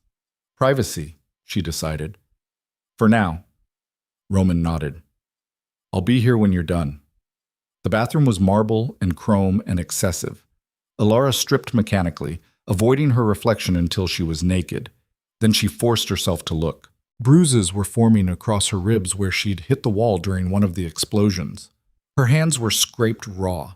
Blood, not hers, had soaked through her shirt, leaving rust-colored stains on her skin. She looked like a survivor of something catastrophic, which was accurate. The shower was scalding. She stood under the spray until her skin turned pink, watching diluted blood swirl down the drain, scrubbed herself with expensive soap that smelled like lavender and civilization, washed her hair 3 times trying to get the smoke smell out. When she finally emerged, skin raw and lungs clear, Teresa had left clothes on the counter. Soft pants, oversized shirt, underwear still in packaging, all in her size. Elara dressed numbly and returned to the living room. Roman was on the couch, laptop open, reading something that made his expression darken. He looked up when she entered. Victor found Volkov. Elara's stomach clenched. Where? Brighton Beach, Russian neighborhood. He's holed up in a restaurant owned by old family connections. Heavy security. Thinks he's safe behind familiar faces. Roman's smile was terrible. He's wrong. When do you move? Tonight. Can't give him time to fortify or run. Roman closed the laptop. Victor's assembling a team, 6 of us. We go in fast, eliminate Volkov and whoever's protecting him extract before police respond. How many people will die? As many as necessary. Roman's voice held no apology. Volkov chose this war. He doesn't get to hide behind civilians and expect mercy. Elara sat beside him. I want to come with you. Absolutely not. Roman, no, this isn't negotiable. His expression was iron. You've done enough, risked enough. This is professional work. You stay here where it's safe. Safe? Elara laughed bitterly. Nowhere's safe. You said so yourself. If Volkov escapes tonight, he'll come for me eventually. For us. So I might as well be there when you end him. You're not a killer, Elara. I killed last night. Or contributed to a killing. The distinction doesn't matter. Her voice hardened. I'm not asking permission. I'm telling you I'm coming because I'm done sitting on the sidelines while you fight my battles. This is our war. We finish it together.